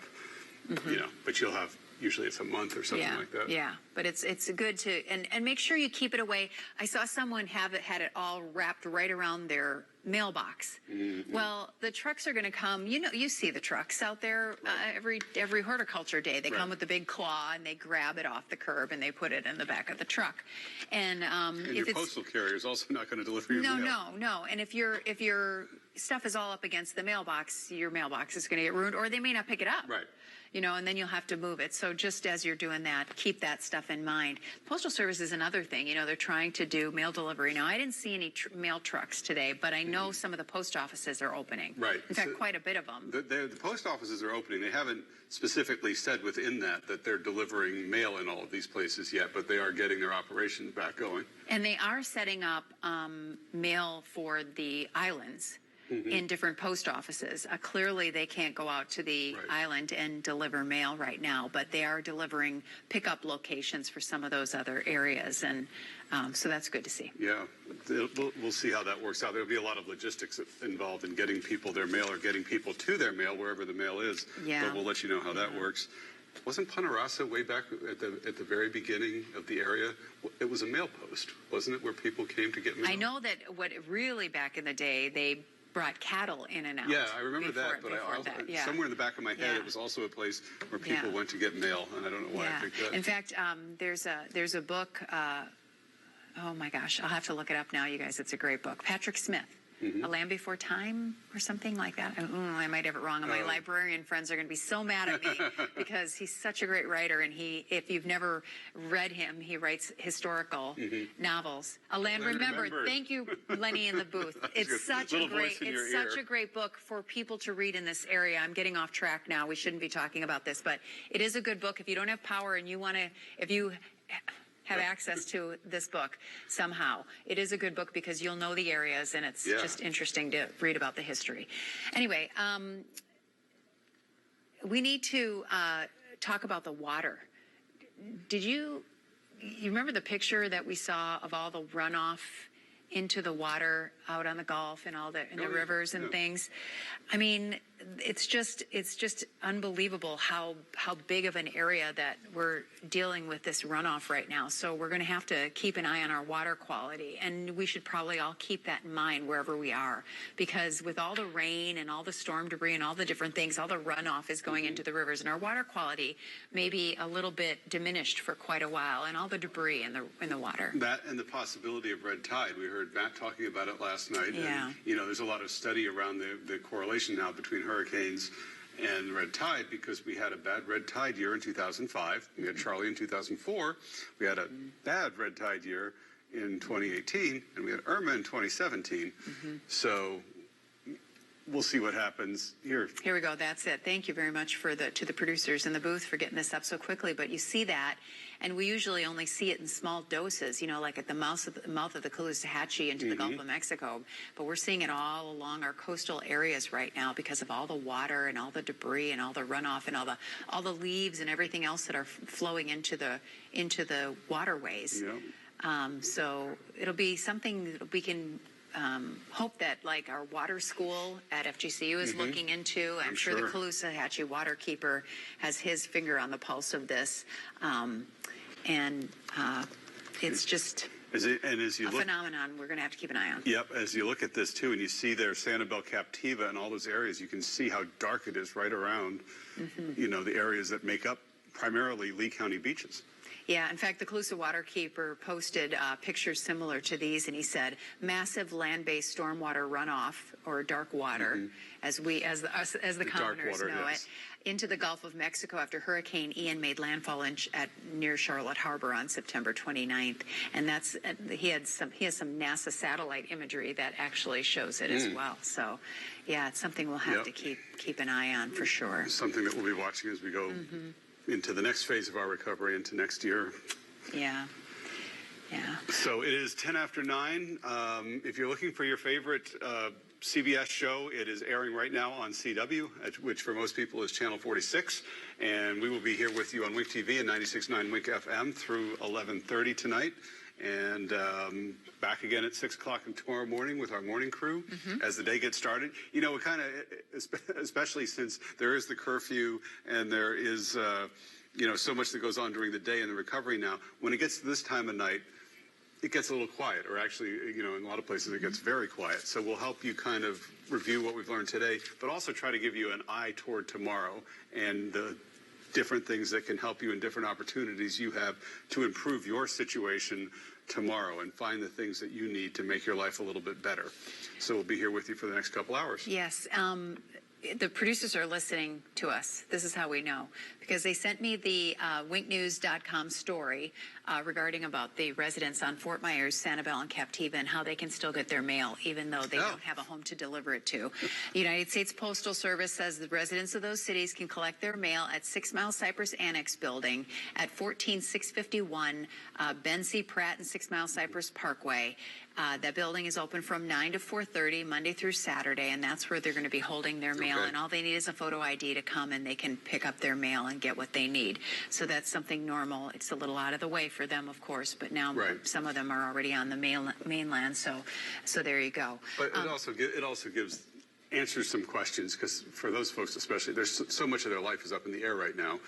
nailing down a few specifics about how you can do things is a little bit helpful. Well, we want to take you to Charlotte County right now because it is a difficult time for them up there, suffering from the same sort of things: no power, no water, a lot of damage in their area.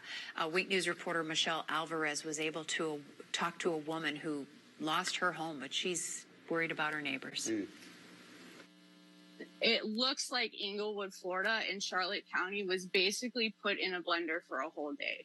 Like, there's nothing left. When we drove into town, it felt like it was a whole new town because it was so bright, because there was no trees, none. Everywhere where we used to hang out, eat, my friend's house wiped away. Downtown Englewood, half the roads missing. Just trees everywhere. We couldn't even get through. So it was really scary to come back home and to realize where you grew up and lived is completely gone. And everybody you care about you just see trees on their roofs. You don't know if they're okay because you can't get to them. And when I was up in Tampa, I was scared because they said Englewood twice, and you just saw that sitting there. And I'm like, well, what's going on in Englewood, right? Basically, everybody I knew growing up, there's nobody left, as far as their homes. People are like, well, where are you going to go stay? Can't you stay with friends? I'm like, all my friends are homeless too. We're all basically homeless. Oh, it's so sad. It's so true. And there's so many folks in different pockets of our area, that being one of them, that are really, really suffering. I mean, Englewood, Rotunda West, in the areas of Charlotte County, they are so isolated right now, and so it's important for us to hear her story and hear her talk about what's going on there, so that other agencies can know that they're really need help and can get out there. Okay. Yeah. And we'll keep getting into all these different neighborhoods as best as we can. And we want to hear from you, too. We haven't given the email out, I don't think, all day. tips@winknews.com. Let us know what your situation is, and let us know how you're doing. And if you have some pictures that go along with it, we would love to hear from you. We're trying to hit everybody. And make sure that we get to everybody's neighborhood and everybody's situation. So please, tips@winknews.com. We would love to hear from you. Yeah. Getting back to what we were talking about with the Calusa Waterkeeper a couple minutes ago, we have some of those pictures now that I think, there you go. There they are. With dates so that you can see the difference. And if you look down from the time that the storm hit to where we are now, you can just see the kind of the increase in the, we're post water. it, but it just gets darker day by day as more stuff runs off and it gets into the water. It just gets darker and darker up until today, October 3rd, where you see it's even more pronounced off the coast. Yep, and you can see, just for reference, if you're using, say, the picture in the lower right and you're looking down the coast to where it makes that little elbow turn into the right, that's Sanibel and Captiva right there, working its way down toward Fort Myers Beach. And you can just see how dark the water is and how much there is of it. Our digital team has been working very hard ever since the storm to keep our winknews.com populated with updated stories and to keep giving you new information. So if you're out there and you do have some sort of web access, winknews.com is a great resource for you. And one of the stories they posted recently was the estimates that FPL is giving for the different areas to restore power. Okay. And Florida Power and Light says by the end of Friday, it expects to have power mostly restored to all the rest of its customers: Charlotte, DeSoto, Glades, Henry, Highland, Lee, and Sarasota counties. And one of the caveats we got to mention here is they're saying mostly, and of course that's because the most difficult cases, and this happens every single storm, it even seems like in a tropical storm it sometimes happens, where there'll be areas knocked out with power and there's like that one lone holdout on a street, or 2 or 3 houses on a street, and that's going to be like the last area they're probably going to go to where they're going to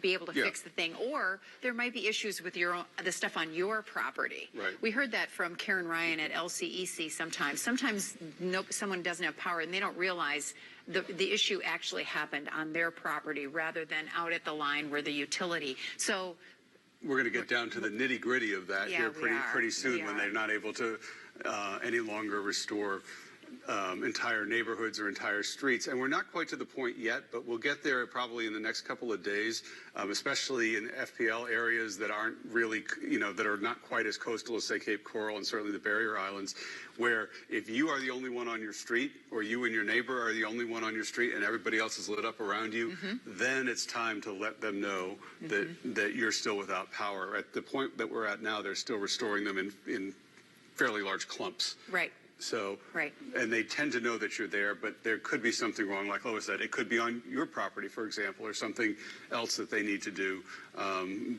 And we'll get to the point where then you can report that. And since Cape Coral and North Fort Myers are still having such power outages, we want to make sure that we pass along some of the information on basic necessities in your area. And one of the things the Harry Chapin Food Bank is doing in Cape Coral for the rest of this week, Tuesday through Friday, they're going to be at Cape Elementary from 10 to noon. That's not some place they normally go because school is always in session. So they're using Cape Elementary, which is a more centralized location, in the Southeast Cape. And Southeast Cape hit very hard. So they're going to be there. So we want to make sure you're aware of it because it's not a normal place. But Cape Elementary from 10 to noon tomorrow through Friday. It's good to know. Let's see. We've gone through debris, and a little bit we'll go kind of through everything from beginning to end to kind of get you, for people coming in late, you might be joining us for, at the normal news time to get you ready for tomorrow. But I lost my page here. Hold on one second. While you're doing that, you were talking about the water and all this stuff, the gunk you have to, handle and work through when you're cleaning out your house and in the neighborhood. Well, the Department of Health in Lee County is reminding people about the risks of going through some of that nasty stuff, and their Vibrio vulnificus is what they're mostly concerned about, and I'm amazed I got that word out. But floodwaters and standing waters can be very dangerous. They pose a lot of risks, including infectious diseases like that one. And for that reason, they're urging people to take precautions against any infection and illness caused by Vibrio vulnificus. You're impressed, I know. I know, that's twice. But like if you have an exposed cut or something exposed, you make it a lot easier, so you should keep an eye on things like that. I know someone I know stepped on a nail, for example, and if you haven't had a tetanus shot for a while, you have to just keep an eye on those things and don't let it get too out of control. And now we have the urgent care centers coming back up, and we have telehealth. Telehealth's another great thing for that because they can figure that out pretty much just by looking at it. But just keep those things in mind. The Department of Health sending out warnings about it. It is, and if you're dealing with any kind of flooding, that muck, there's no other word for it, that you're left on the floor with. It's slippery, that it's sticky, it gets in everything, it creates an odor, but you can really hurt yourself even when you think you've got it off the floor.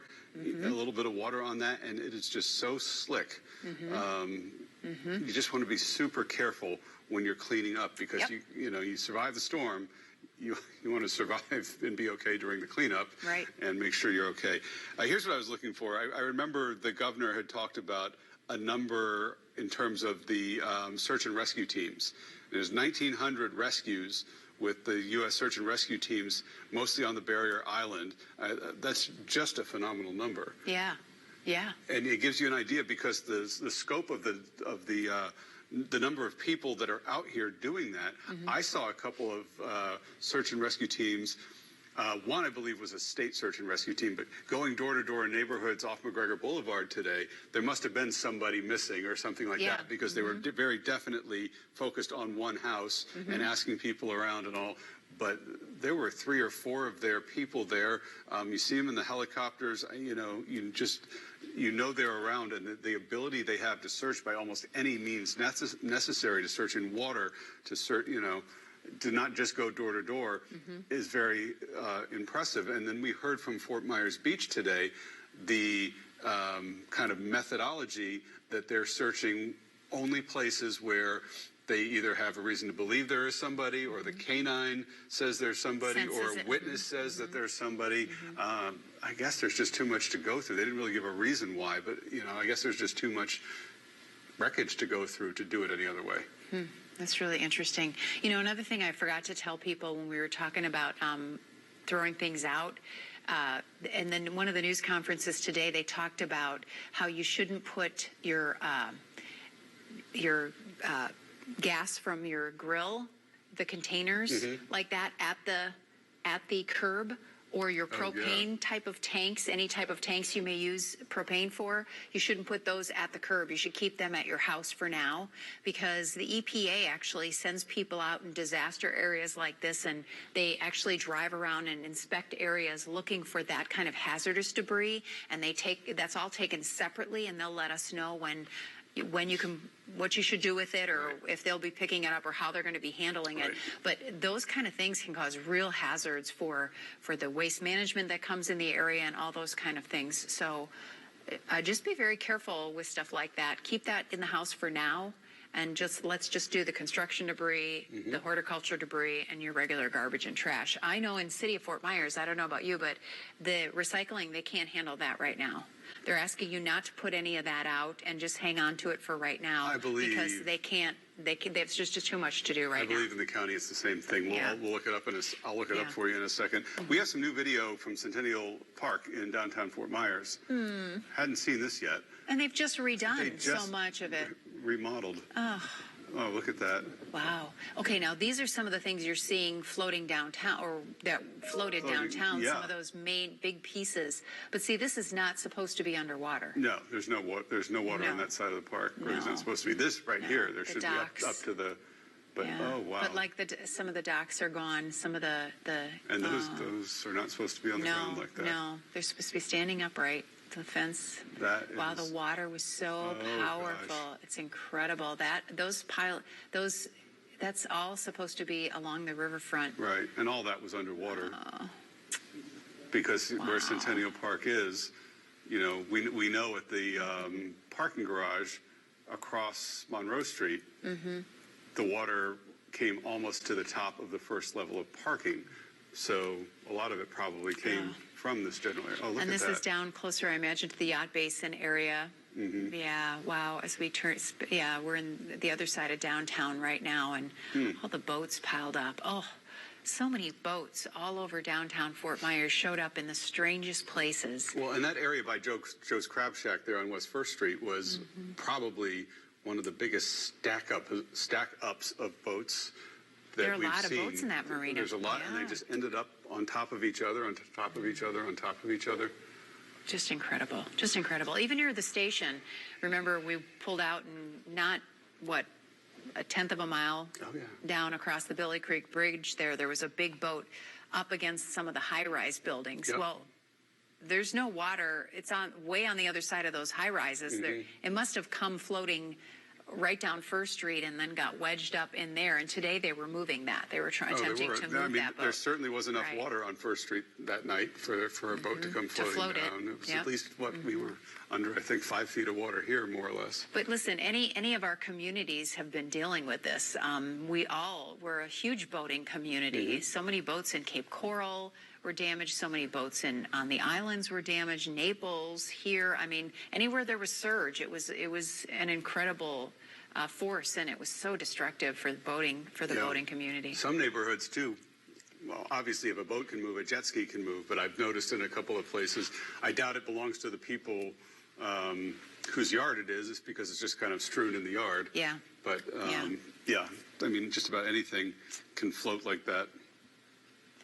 Okay, we're going to go down to the Imperial River now so we can see some of the damage there. And remember, the Imperial River is one of those areas. Oh, this looks like it's Vanderbilt Beach. Yeah, I believe this is like Vanderbilt Beach. These are some of the condos down in the Vanderbilt Beach area of North Naples. Yes, and this is the car that was found in the bay side at Vanderbilt Beach. You know, and one of our Wink News reporters who saw that jet ski sitting out there, just sitting there, and then this was that Vespa, that little scooter that was wedged under the car, or the car probably went on top of the Vespa. Right, and look at the boats. Yeah, just look at that. This is in like the bay side of Vanderbilt Beach, and oh my gosh, look at the boats, just the beautiful boats that are just destroyed, and up against the businesses here in that area. Yeah, boy. And you know, officials are telling you, I have friends who, how'd your boat do? We don't know where our boat is. Right. You know, I mean, they haven't found it yet. Right. They're attempting to find it, but the damaged docks. And then you've got all these people who have boats on their property, and it's like, I don't know whose boat this is. And Vanderbilt Beach is such a beautiful beachfront. It's such a beautiful area, and I'm sure that's so sad for all those residents to see that. And it's just like that counselor told us earlier. Don't look at it for too long. Right. You know, we're going to come back and enjoy a sunset without any debris in front of it, so you're not reminded of it. Right, but it's hard. It's hard when the beach looks like that. That's the place where you might go to enjoy the sunset, and that's an issue we're going to have to address going forward. Here is what state are our beaches in when this is all, when the dust settles, if you will, or the sand settles a little bit, and we get to look at that. Because that's obviously critically important for us as an economy, as an area, for jobs, for everything. There are some areas who are still dealing with lack of water or hard time getting water, or maybe they just can't afford to buy bottled water and they need a potable water supply.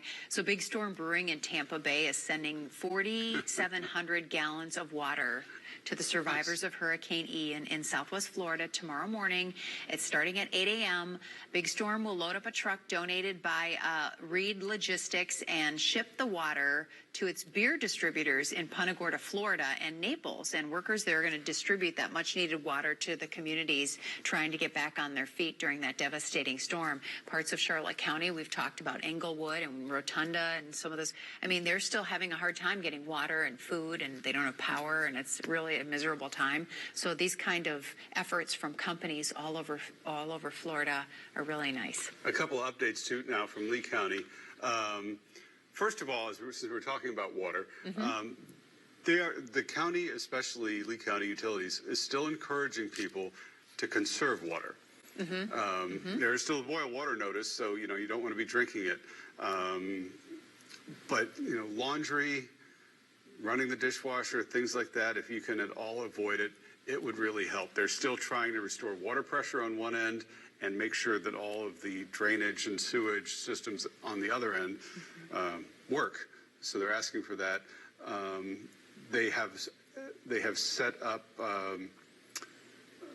There's a school board meeting tomorrow where we're going to get an idea of a better idea. Maybe we can pull these pictures up because we showed them. It's been a couple hours.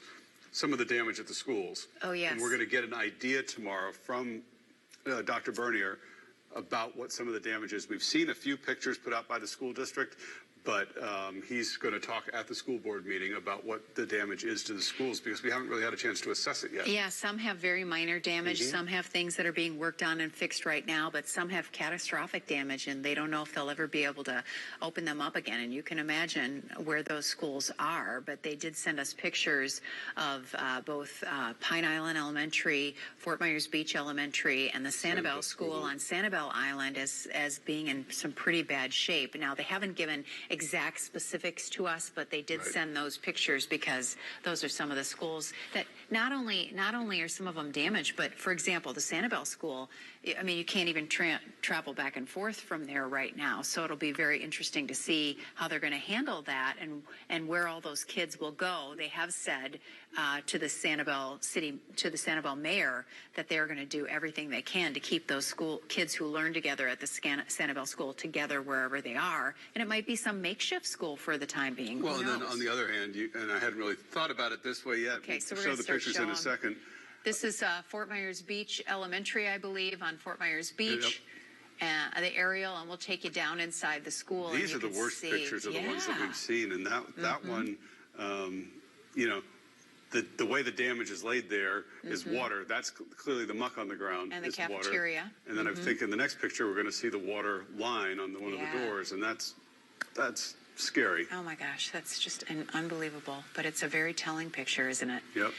I think after this, that's the front of the school. That shows you, the historic school down in Fort Myers Beach.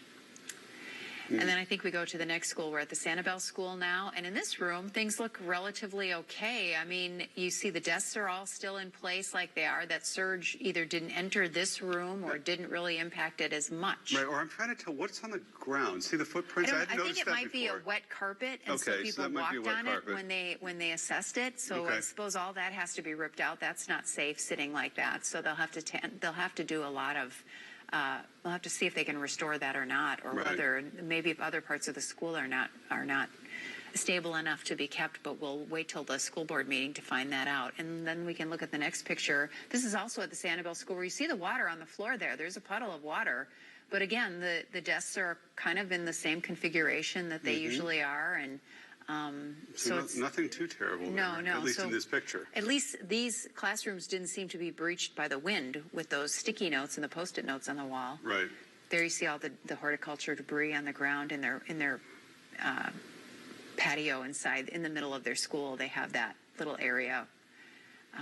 Right, and you would. I mean, but for a hurricane that hit right nearby, you would expect the trees to look like that. That's not especially awful. I mean, this is a lot of debris, but again, for a Category 3 or 4, 4 hurricane that hit there, you would not expect. It's a pretty solid building. You can see what it's built. Right. It's a pretty solid building, but it'll just depend whether the roof was breached or not, I imagine. Right. And that's the aerial of the Sanibel School right there and all of its grounds.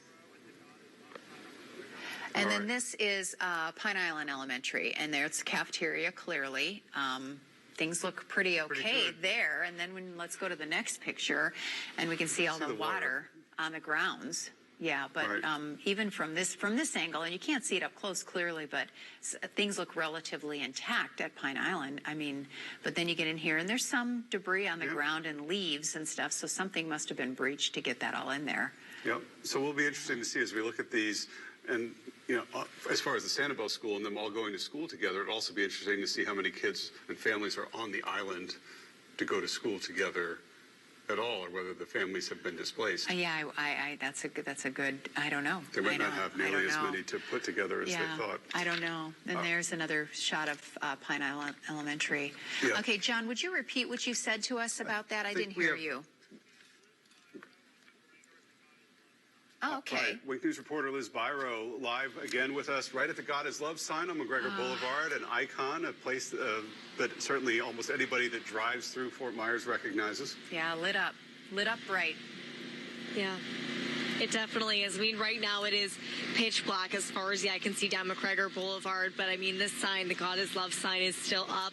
It is still shining, and it definitely weathered the storm. And, I mean, this thing's been up since 1943. So it has weathered it all from just, your everyday humidity to catastrophic storms like Hurricane Ian. But still standing, still up, and still glowing very bright. It is wonderful to see. I mean, they did reinforce it. Remember when it needed to be repaired, and boy, they must have done a terrific job for it to still be standing there. Yeah, and it's one of those things that, once the power came back on in the area and you could see it again, I noticed a lot of talk on Facebook about the God is Love sign being back. Liz, I drove down McGregor Boulevard today, too, and there's just so much debris and stuff along the road there. Was that kind of a harrowing drive from San Carlos Boulevard all the way up there? They've done a really nice job of clearing the streets. I mean, I was driving down this road, too, just a few days ago, and there definitely were a lot more obstacles. There's definitely still debris on the side of the roads, but it seems like neighbors and other cleanup crews and volunteers have done a really good job of clearing the road, keeping it safe for people traveling to and from and emergency vehicles traveling to and from. But there definitely is still a lot of work to be done. But, just like the sign, we keep blowing, we keep moving. Yeah, that's right. Now, let me ask you this as well. I mean, for people who don't know, McGregor Boulevard is not far from the river. So there were some, very big concerns about surge and flooding there, and there was surge and flooding there.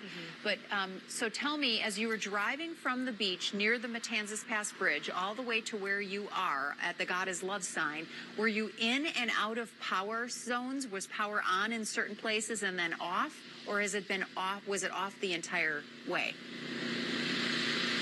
would say off for 95% of the way, and then you would see just a rare case of lights. And even on this street right next to me, there's just 2 street lights that are up, but for the rest of the way, I mean, it's pitch black, but definitely in and out, but for the most part, the lights were off. So thank God his love sign is sticking out even more because as a result of that. Yes, it is. Wow. That intersection just north of you at Colonial there in McGregor is one of the bigger intersections that doesn't have traffic lights, or at least it didn't as of a few hours ago. So it's really spotty in that neighborhood. Yeah, it was difficult. It was a difficult drive going through there for sure because it is such a busy street. Well, you know, Liz, thank you so much. I mean, it's really great to see some of these landmarks that we needed to see and wonder how they survived this storm. So thank you so much for sharing that. We'll talk to you later, Liz. Thank you. A little bit of normal popping back up. A lot of people were asking about the Edison Estates too, which is one of the reasons I drove past down McGregor today, because I wanted to see. And there are a lot of the, you know, they have all those trees, unique trees and plants that have been cared for there since Thomas Edison and Henry Ford lived there. But the houses did fine. The houses did fine. A lot of the landscape was heavily damaged, and you know, they have better horticulturalists than I know, so they'll be able to figure out whether any of them will be salvaged or not, or if a lot of it will have to go. But we'll see. Yeah. So, the houses did fine, which is great, and it's all locked up. It's not open clearly right now, and it probably will be a little bit of a wait. But yeah, the homes are still there. They'll make them look better than ever when they're done with it. I just want to point out that Juliana Mejia, one of our meteorologists here at Wink, posted that North Fort Myers Walmart has wash stations. Those big Tide loads of hope. Yep. Like trailers, they're all there. So for people in North Fort Myers who are they're without power, you know, they can get there and, you know, feel a little bit more refreshed, get washed up, because, you know, they don't have the water. And so that's great. That's a good thing. And laundry's hard for a lot of people right now if you don't have the water and they're asking you not to use it. So those are great. I mean, I remember after Katrina in Mississippi along the coast, when we went back a year later, they had put them at the churches so that people on Sunday could come and do laundry while they went to church. Oh, wow. That's the first time I'd ever seen one in person. They're massive. I mean, the number of washing machines and dryers and these things, they're massive. I mean, we have a few of the standalone locations here. Not a ton of them here, but we do have some standalone locations here of the Tide cleaners. But when I bring them on the big truck like that, it's just like this wall of washing machines and wall of dryers on wheels. It's pretty amazing. Yeah. There's another viewer wrote into us, and if you're in the North Fort Myers area, or you're looking to help somebody out, they say that they live in Bayshore Village, and it's a lot of elderly people who are in there, and you know, they can't manage all the cleanup on their own. You know, so maybe there's a way for people to organize an effort. If you have a bunch of friends who want to do some good, there's a lot of elderly people in there in Bayshore Village, and they could use a little bit of help too. I tell you, get things cleaned up. In a lot of neighborhoods, the cleanup, you know, people walk up to their neighbors and say, "Well, I can help you with this, and I can help you with this, and I can help you with this." But a lot of folks who are older don't get to participate in that, you know, sidewalk conference about, okay, well, I'll help you if you'll help me, if they can't be there to physically do it. So it's so important to check on them, because they might be right, you know, down the street and just not have anybody to help them clean up. Yeah. Let's go through some of the food distributions again, just so if people are listening. We've been doing this kind of about the same time every night. And again, here you're watching our continuing coverage on Wink News of our recovery from Hurricane Ian. And it's Lois Tomei along with Chris Safati here in the Wink Studios. We're back here tonight after 5 days. We finally got back into the studio, and it's not what it was when we first left it, but we're getting there. We're getting there, and so we're really happy to be back in our home here in the Wink News Studios. We're showing you the part that's ready. The part over here is not so much ready. That's right. Well, Cape Christian Church, this is near Veterans and Chiquita, just north of there. They have food and item distribution going on, and they say they're going to be there for a long time. They're doing it daily now from 10 until 2, and you can.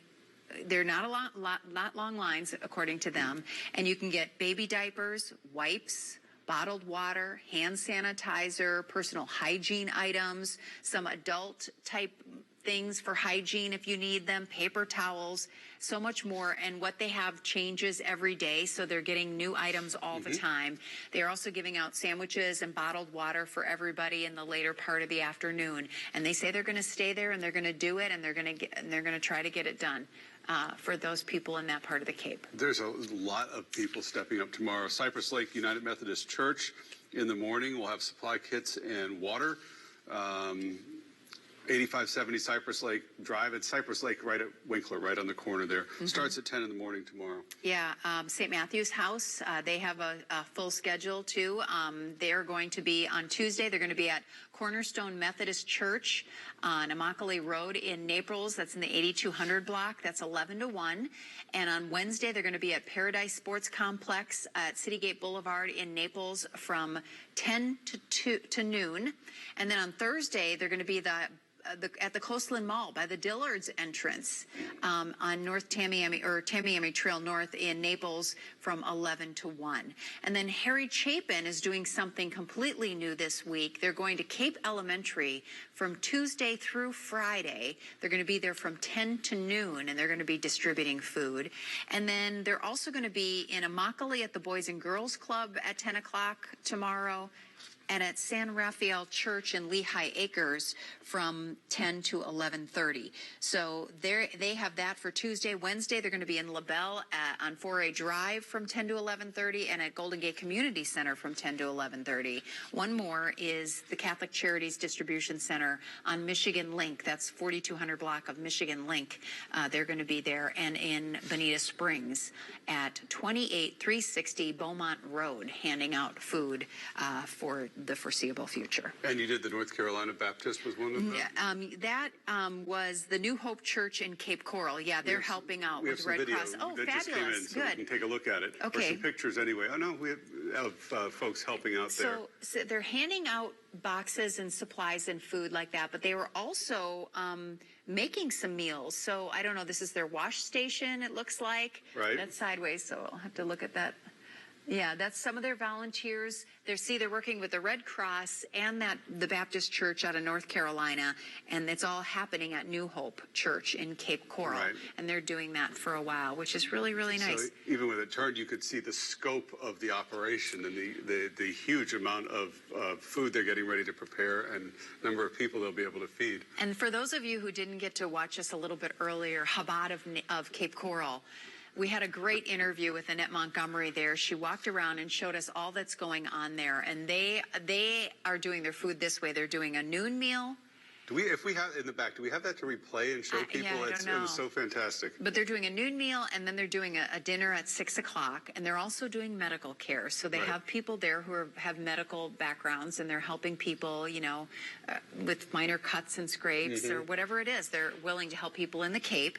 And they also had their people who rescued some of their own members, people they know. They went out in the height of the storm and rescued people. A woman and a child.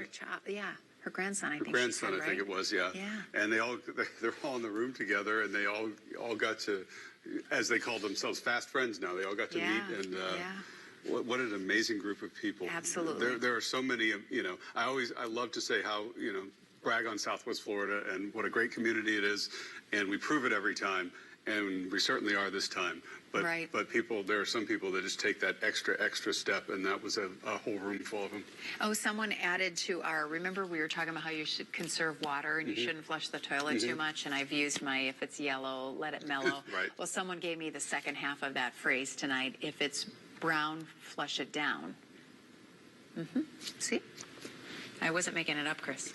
I knew you weren't making it up. Oh, okay. And I have kind of assumed if we do one that the other was a given, but yes. Well, we're waiting to hear from Nicole Gabe and Taylor Petrus, who are out in St. James City, and I think that they're gathering some information. Hopefully we'll be able to get some stuff from them so that we can share some of that with you on TV and online. Of course, we'll be able to do it online.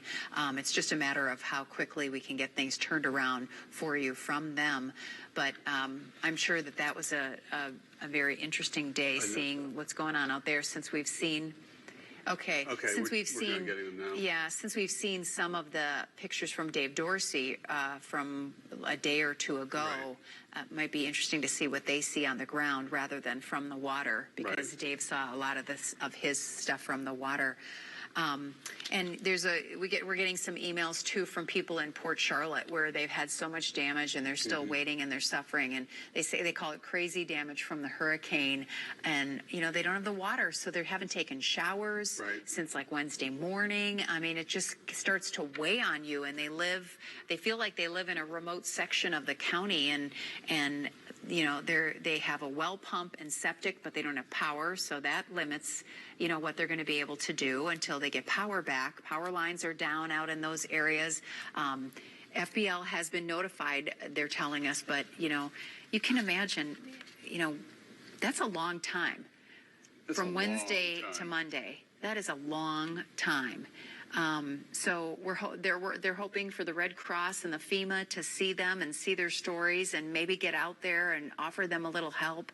I'm sure the county is probably aware of some of the damage because I'm sure they've done assessments by now. And they did see some National Guard members, and they were so nice. So, that's great. But, boy, there's so many places still that are really, really... People need attention. It's almost like day one. Yeah. And it's multiple days since the storm. We're going to have to keep track of those folks very carefully. If your power's coming back on and you're trying to figure out, should I keep, when you open the fridge, should I keep it or should I toss it? When in doubt, throw it out. There's some of that. But first of all, we got a little bit of advice on this today. I mean, don't taste things, to figure it out. Right. Use the smell test. They wouldn't tell us that if that wasn't a problem somehow. So, just make sure that you're not doing that. Use a digital thermometer to check the internal temperature, not when you cook it, but when you take it out of the fridge, to see if it's warm, because if it's warm, then you probably want to throw it away. Anything that's been exposed to a temperature greater than 40 degrees for more than a few hours needs to go. So at this point, unless you iced your fridge down and you kept that, at a regular temperature, you probably are in a position where you need to take everything in there and just throw it out. My father-in-law did the fill with the bottles with water and freeze them before the power goes out in his freezer, and that trick worked really, really well. As long as you can get back to it soon enough that you can salvage the stuff and get it into a working refrigerator, get your generator hooked up to keep the freezer going. And that did work. That did work very, very well. Yeah. Yeah. So, I used a lot of ice, and it worked. The power just stayed out too long, but it does work for a couple of days. Why don't we go through some of what the governor said today? Yeah. Let's go through some of that, because he visited, he was at the Cape Coral Yacht Club, and he was right along the pier there.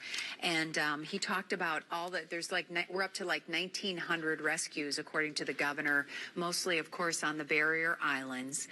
He also said that Chick-fil-A was going to be coming down to Fort Myers. We don't know the exact location yet, but they're going to be there with their disaster relief bus, which is great. They said his estimate at the time he gave the press conference, which is about 5:45 to 6 o'clock, that 2.1 million people have gotten their power back on since Ian. And we know that's kind of an insult to people who are still sitting there waiting for their power. But we're making some really good progress. He also talked about the Starlink devices. Elon Musk satellites. Right, 375 of them. And he said they did one of their news conferences with it, I think yesterday, he said. Yesterday. And he said it was crystal clear. So all those satellites that we're sending up from, the Kennedy Space Center, and they're going up and they're taking them all up into space and putting them out for different parts of the world that have no internet access, and to help them get that. it's now being used in disaster zones, so it's really great. They're primarily pointing them at the pods that they've set up, the areas where they have distribution, where people can come and then use the internet and get other supplies and things as well. Dane Eagle afterwards for talking about a couple of things, assistance for businesses. And assistance for people who have lost their jobs. In this case, getting rid of some of the requirements for unemployment that usually go with it, the job search and things like that for people who lost their jobs due to the hurricane. Your job disappeared through no fault of their own. FloridaDisaster.biz. We haven't given that site out too much. It's the same one for businesses as it is for individuals, FloridaDisaster.biz, and you can apply for the unemployment benefits, or there might be benefits for your business if you want to go on there. But you start at that site, and hopefully, as they're trying to make it, it won't be an overly complicated, overly burdensome process to get through that and get to some aid. A couple big things from the governor's news conference this evening. One is temporary bridges being built. Huge. Florida Department of Transportation, FDOT, is coming in, and they're going to go to the Matlacha Pine Island Bridge, the one that failed, and they are going to build a temporary bridge. And they say that they're going to have this temporary bridge in by the end of this week. They have 150 FDOT workers who are going to be working on this, and they have it all figured out how they're going to do it and what they're going to do, and they're going to try to have it by the end of this week. I'm having a hard time hearing what John said. I'll get to okay, them. and then similar for the Sanibel Causeway, they are putting out for bids for this job. The causeway is not just one spot; it's like 5 different spots where it failed. So they're going to build like a temporary bridge there. So they don't have a timeline for that. That's TBD because they're just kind of putting out bids for it. But they're trying to fast track that to get it done as quickly as possible, so they can repair all those areas of the causeway, so that at least we have an easier way to get on and off the island for residents. It's not going to be for everybody. Tourists are not going to be allowed out there. At least we don't believe so. He even said this is not a bridge you're going to want to go 45 miles an hour over. No. This is a bridge that's going to get you from point A to point B. Right, but working crews, people that are essential workers and maybe residents will be able to get out there, business owners who have to try to get their businesses back up and running. I mean, and the importance of that is, too, you were talking about Dane Eagle. We got to get some people back to work. There's going to be so many people displaced from work, and it's going to cause a snowball effect with our economy. I mean, the islands being lost for any length of time it has an impact on our economy. Right, but I mean, we're heading into, it's October. People are going to, 6 months and a day. People are going to be coming back now. Right. I mean, probably would have been had it not been for the hurricane. Right. So it's getting to the point where are we going to be ready for winter in any of these places? And the odds are no, and that's a huge, huge impact on all of us. Yeah. Which is will be another part of our recovery story that we're going to have to deal with, because that's such an important place and time. Generators. They also talked about getting more generators in to get the water going in the county, because it's a power issue. Like a lot of us are having our individual power issues, they're having power issues, and they're hoping to have a lot of this stuff done. Same thing, 100% water by next Sunday. Right. He also talked about the power on Sanibel, and LCEC, which is the provider out there, has been out there to assess the damage out on the island, but it's a huge job, and so the National Guard is going to be coming in as well to help, I imagine, to work with the linemen and linewomen of LCEC to try to get that power grid up and running again, and it's just to get more hands out there working. LCEC, too, as well, if you're listening and you're in Cape Coral and you're listening via our simulcast on radio on Wink 96.9, if you're in Cape Coral or in your North Fort Myers, LCEC has got a lot more boots on the ground. They had 1,000 boots on the ground. They added another 500 through their co-op, their statewide co-op, Florida Electric Co-op service. And now FPL, now that some of the other areas of their grid are repaired, they're throwing in some of their linemen who have come here from all over the country to help with North Fort Myers, Cape Coral, and those areas too, to get the power back up and running. Because when you look at the power tracker and you look at who has the most outages areas in our area, Florida Power and Light, they're doing pretty well in some of their counties, but LCEC, some of their numbers, North Fort Myers and Cape Coral are particularly bad still. Right. Particularly hard hit. That's right. And there's the big surge issues in large parts of Cape Coral.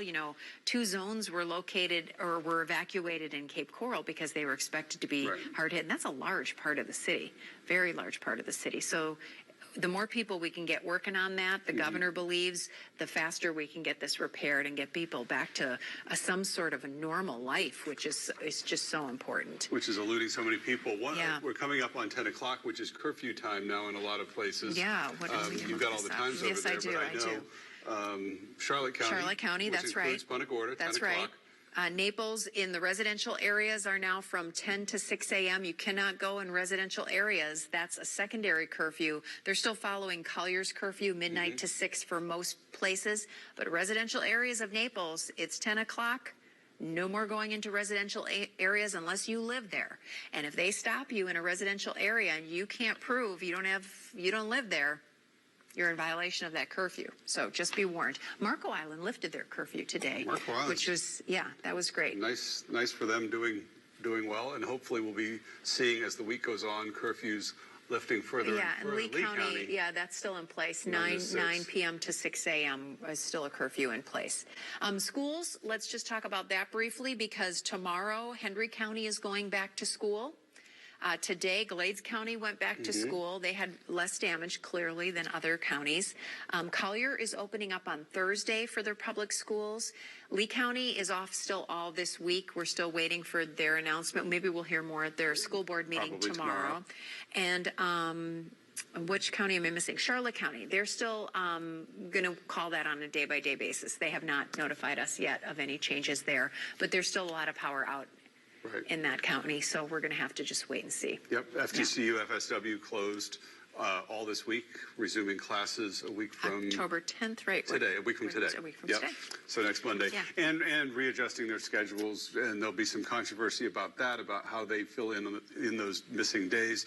FGCU talking about using Saturdays, which sounds practical, but you also have a lot of students who work or some who commute from the other coast, and FSW, I'm sure, has the same thing. They only I'm trying to count in my head about how many days they would have allotted for hurricanes. I want to say it would be 4 or 5. There'll be there's usually a study day or 2 between when classes end and when finals start at the end of the semester. They can eat those. They can, last time this happened with Irma, they got rid of the day before Thanksgiving, which is also a problem because people have travel plans and they're already planning to be out of town. And then you use a few Saturdays and you get up to 9, but it's hard because all of those things. A few years ago, they would try to add, say, we're going to do a Thursday schedule on a Monday or something like that. But then you've got I can't do a Thursday schedule on a Monday because I work on Monday, so I can't be there for that day. And that has to be difficult because the university has grown and there's so many students on campus now and not enough space for classroom and stuff like that. All those things. Okay, so we're going to go now to Taylor Petrus and Nicole Gabe. We told you they were going out to Pine Island. They were in St. James City, I believe. So let's go to Wink News anchors Taylor Petrus and Nicole Gabe. Can you guys hear us? Yes, we can. I think we'll have better service this time. Sounds very clear. We're really anxious to hear what you saw and who you've talked to. Yeah, so we had a busy day making our way to Pine Island. So, of course, as you know, to get to Pine Island now, since the road in Matlacha has sunk, it's impassable. So we got on a boat and we launched out of a Burt Store boat ramp there in Cape Coral, and that took us right along Matlacha. And so we were able to get a look at some of the damage there on Matlacha by boat as we drove parallel to it.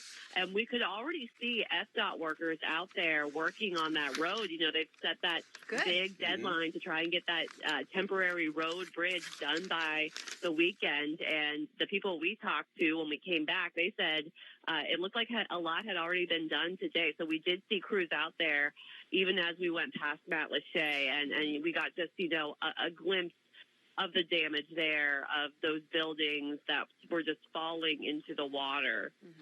Yeah, so I posted a quick summary on Facebook, and I posted a couple of pictures. We're looking at it right now. Perfect. Okay. So we started the day off kind of what Taylor was saying. We got on a boat with one of the locals, and he took us over there. And when we walked across St. James City, I mean, complete devastation. You can see one of the cars. You see a lot of looters will be shot, and that sign was everywhere. Boats all over the place. We even saw a boat, a catamaran, on top of a roof. That was definitely a sight to see right there. We've seen that picture. Yes, the one with the red and green bottom. Yeah. Yeah. So that's it's something quite a sight to see as well. But just going back to how our day began, you see a dog right there too in a cage. And the dog. So what happened is when we got on the boat with the local, his name is Cooper. We also boarded onto the boat with the Mercyful Project, which they're from Tampa. And we added on. We had a couple friends and family come over from the East Coast, and they got a lot of stuff, made a run to Costco and got waters and food and a lot of supplies, lighters, and we brought it over to the St. James City area. And then the rescue crew, the Mercyful Project, also brought cages.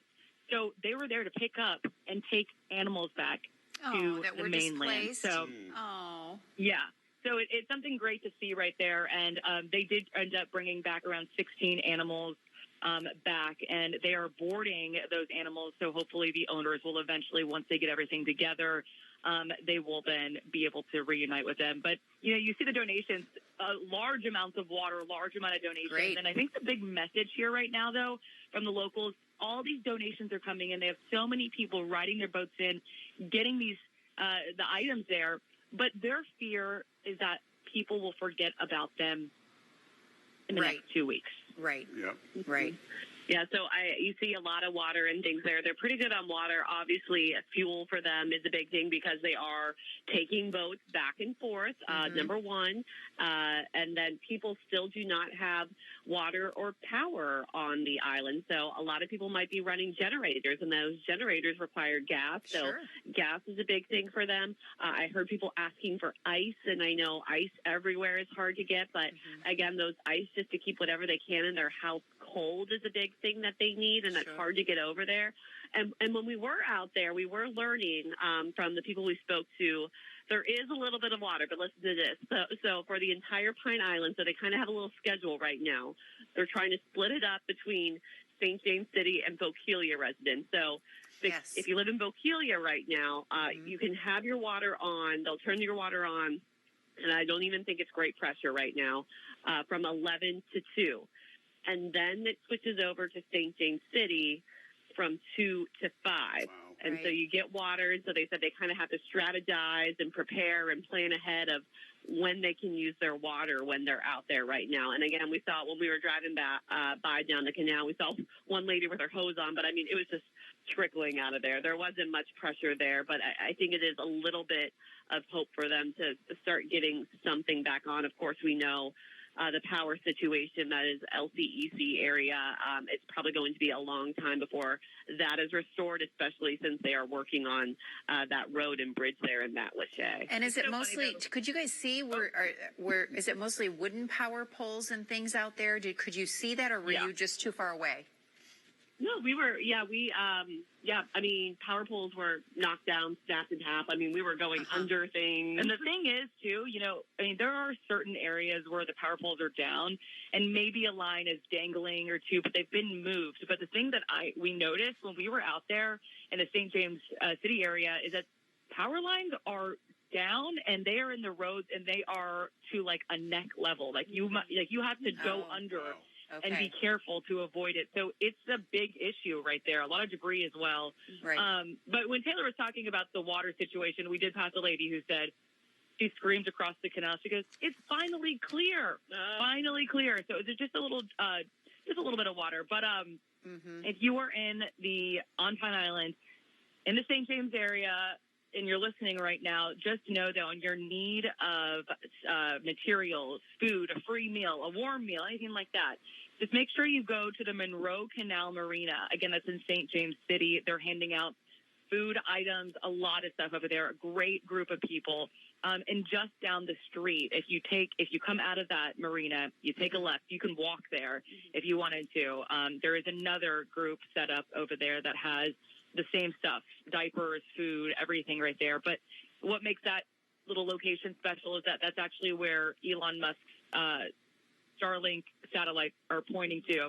So you go over there and you connect the Wi-Fi. It has the password written, spray painted on a wall and everything. So everyone's kind of huddled over there. And that's even when we tried to call you guys. So we still had bad service, but it's kind of giving a little bit, to those people who are trying to reconnect with their family and whatnot.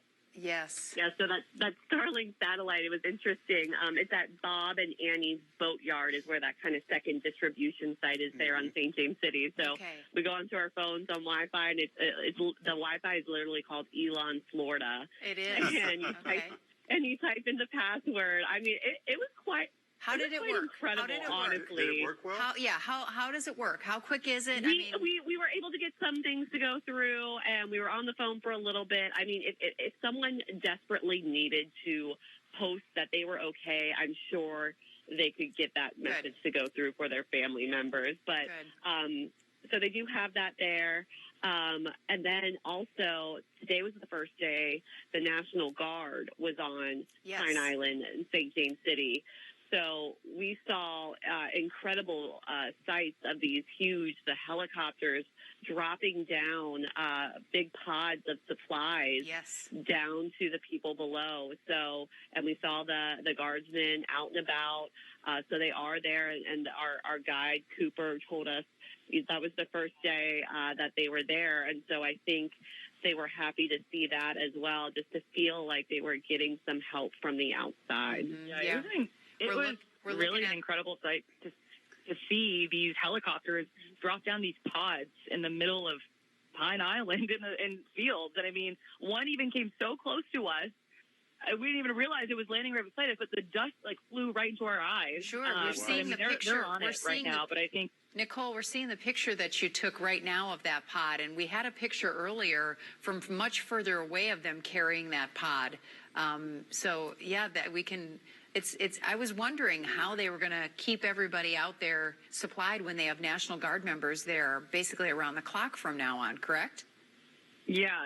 I mean, they're out there. We've seen people, men and women, patrolling the streets.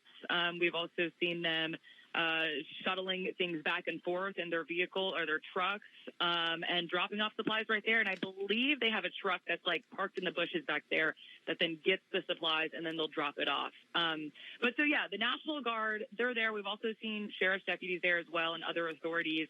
But, when Taylor and I were going around, when Cooper, the local, taking us around, we did see one couple, and we can tell you so many stories about couples, or families who are still there on the island. And one couple did say, everything was ruined. They're from New Hampshire, but they've lived here for many years.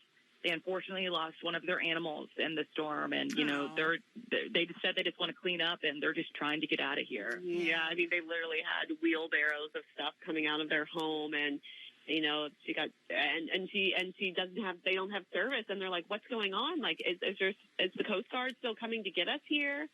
Can we get off?" They want to get off the island now. Yeah, they want to clean up, but I mean, I don't think they want to stay.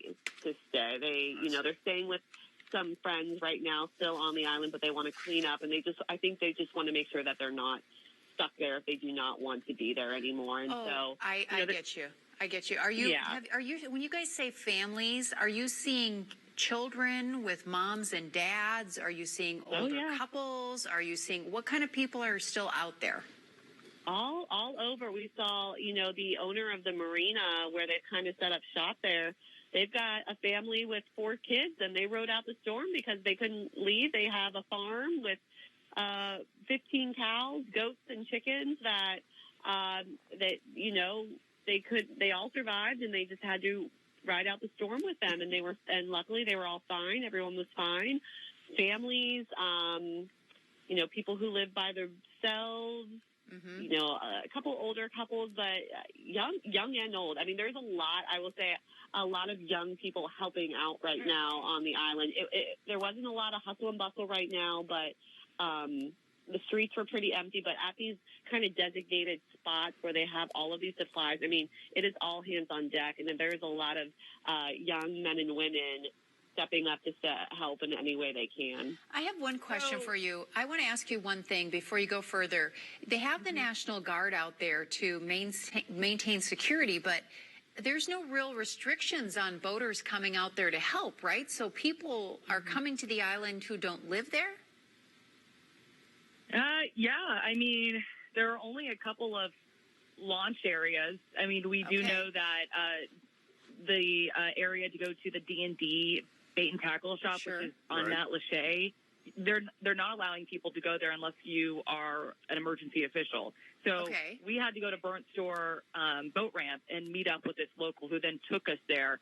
I mean, we were going for a purpose, you know, to share these people's stories, but also we had donations and also to bring some pets back. So, but when we were at Burnt Store boat ramp when we started, I mean, it was packed, and I can only imagine they were all going to Pine Island, and we ran into a gentleman before we got on the boat. He had a bag of food. He was like, "Hey, are you going to Pine Island? Can you take this food with you?" I was like, "Yes, we're going. Absolutely, we can take it." But you know, he needed it to get to a very specific person, and we were not going to the exact same location. So, you know, I apologize for that. But he was able to find another boat 5 minutes later that was going to where he needed it to go, and they took it for him. Okay, so now I'm understanding more of the concerns of people who live on Pine Island, you know, not wanting to leave because if the island is just, you know, because it's surrounded by water and wide open, there's a lot of different places to dock there and get on the island. They would be concerned. We've heard people bring that point up over the last couple of nights that it's, I mean, one of the reasons they're so adamant about protecting their property is because it's so accessible to anybody. Yeah, if we leave, they loot, is one of the residents said. Right, and so actually when we were talking to the marina owner when we got there, it sounds like actually a lot of the boat ramps are inaccessible on the island right now even. And she said in the St. James City area, theirs was one of the few that you can still go in and out of. But there may be even less points of locations for people to get to on the island right now. Now, I will say that when we were going across the island, there were multiple signs saying, "Stay away from our home. Sure. Looters will be shot." We've seen a lot of them. We have guns. We have guns. Yep. Big. They have guns. And the thing is when you go through these homes, when you pass them, it's not like your people are going inside and opening a door. I mean, the walls are gone. You can see right into We saw a motorcycle. And believe me, the sign was, "We have guns and they're big." Yes. So, but you could see what's inside of their home. So that's why people don't want to leave. And it's their home. I mean, we just saw so many homes just split right in half. There was one incredible home. I think you guys have a video of it here where you can see right into the kitchen. And, I mean, it's as clear as day. It's on the back side of the house. Our tour guide graciously showed us the back because he said it was kind of their signal spot for when they drive home, perhaps on the boat when the sun goes down. I think it's the second to last picture. This is the house that Taylor is talking about. We're looking at it. It's a video. There it's right here. Yeah. So this home, as you can see, the back side of it, I mean, you can see right through. Wow. We saw the kitchen plain as day. And they said this used to be their kind of like spot where when they were coming home, it had a nice big dome, beautiful dome on the top that would let them know where they were on the water. And it's just completely gone. And they said this home was perfectly sound and structured and beautiful, but it was right on the water and it did not stand a chance. And a big tree is also gone too. We don't even know where the tree is. There's a hole in the ground. And I said to Cooper, our local tour guide, and I said, "Where is this tree?" And he said, "I don't know. It might be in the water. I don't know. It could be across the street." But before we get to some interviews, though, we spoke with one of Cooper's friends. He didn't want to do an interview with us because he said, you know, "I don't want to take the credit for this." But what he did, I thought was so incredible. I think he was, like 18 years old? Very young. He told us that, I think it was the first day after the storm, he went out there, hopped on some bicycles that he saw on the road with his, I think like one of his friends and like his boss or something, to see if anybody needed help. he said that they had a chainsaw, and they were riding around their bike with this chainsaw. Oh. And all of a sudden, they heard somebody screaming, "Help, help." Oh, no. And he said that he heard the noise, and he went to the home, and people were stuck in the attic, and they chainsawed this family out. And I think he said 6 people. 6 people. Yeah, 6 people. My goodness. And they all survived. And we that were was like, the night of the hurricane, or was it later? Do you know? Right after. Right after. The day after, yeah. Wow.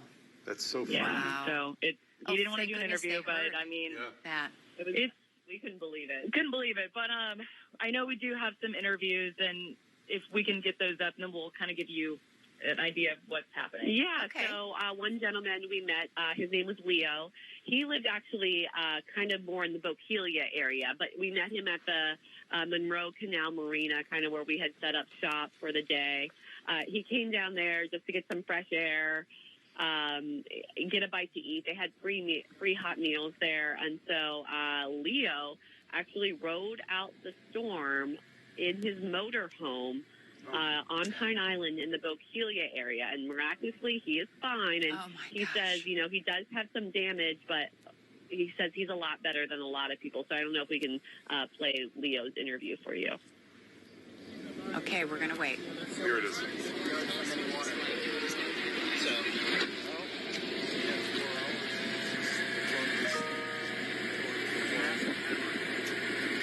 Okay, so we're having a little bit of trouble with the audio. Maybe we can re-rack this and figure out. Yeah, we're going to figure out the audio issue. So let's just, we're going to start this over again.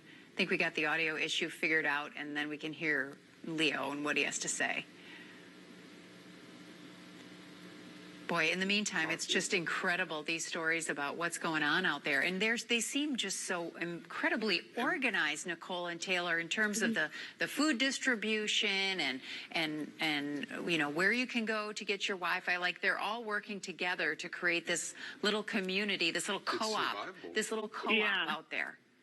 I mean, at first, I don't think people knew who we were when we were on the island and going around in this little buggy with our new friend Cooper, and everyone was asking us, "Are you okay? Do you need any water? Do you need a generator?" I have a generator, and we're like, "We're fine, but thank you." So, like, literally everyone was asking everyone, just making sure they were okay and if they needed anything. But I will say, too, though, when they asked who we were, and because then they saw our badges, because, of course, we want to make sure we identify ourselves as the press, they were so happy that we are out there getting pictures and sharing their story, because they feel like they're being left in the dark right now. And, you know, again, as we all know, we think of Southwest Florida, the beautiful beaches, but Matlacha and the Pine Islands, the whole island, Bokeelia, St. James City, everywhere.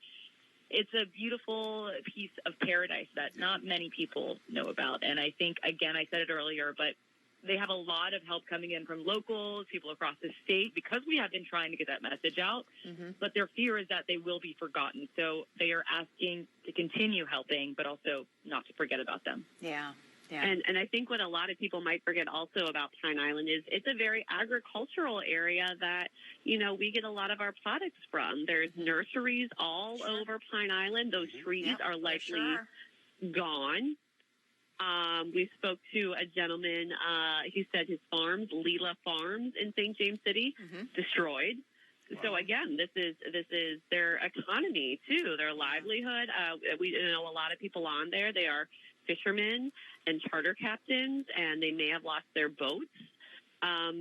So these are just all things to keep in mind, that the entire landscape and the makeup of Pine Island is going to take a long time for those things where they made their money, that agriculture, things like that. So just all things to keep in mind when we're talking about all of Pine Island and kind of what they represent and what they bring to Southwest Florida. Okay, would you two set us up again for the soundbite with Leo? Tell us who he is and how you met him. Yes, so we met Leo at the Monroe Canal Marina. He's kind of from the Bokeelia area more, and he just came down a little south. He just wanted some fresh air and a hot meal, and so we started talking with him, and he told us he rode out Hurricane Ian in his motorhome, and we're like, what? Okay. So he described what he went through. Okay, well, let's listen to Leo, and then we'll talk to you on the other end. Okay. Yes. You rode out the storm. like and what was going through your mind? Well, we had 4 hours of just the front of the storm just beating towards the water. And I watched all the trees starting to drop down around the motorhome and stuff like that. And just the 4 hours of beating and beating and beating. Then we had an hour of beautiful sunlight for a good hour. We were in the center. And then later that night, for another 3.5 hours, it beat it and beat it and beat it. It was more potent from the backside than it was from the front side, you know. And just those couple of good beats was enough to lift the motorhome and get the electrical wires under the tire. But all in all, I did good, you know. Other than a cedar tree branch breaking off and coming through the wall and losing the awning and a mirror, that isn't bad, you know. I mean, Why did you decide to stay? because they said that we were going to get 125 mile an hour winds. And the last time I ran up to Winter Haven and stood through that, we got 145.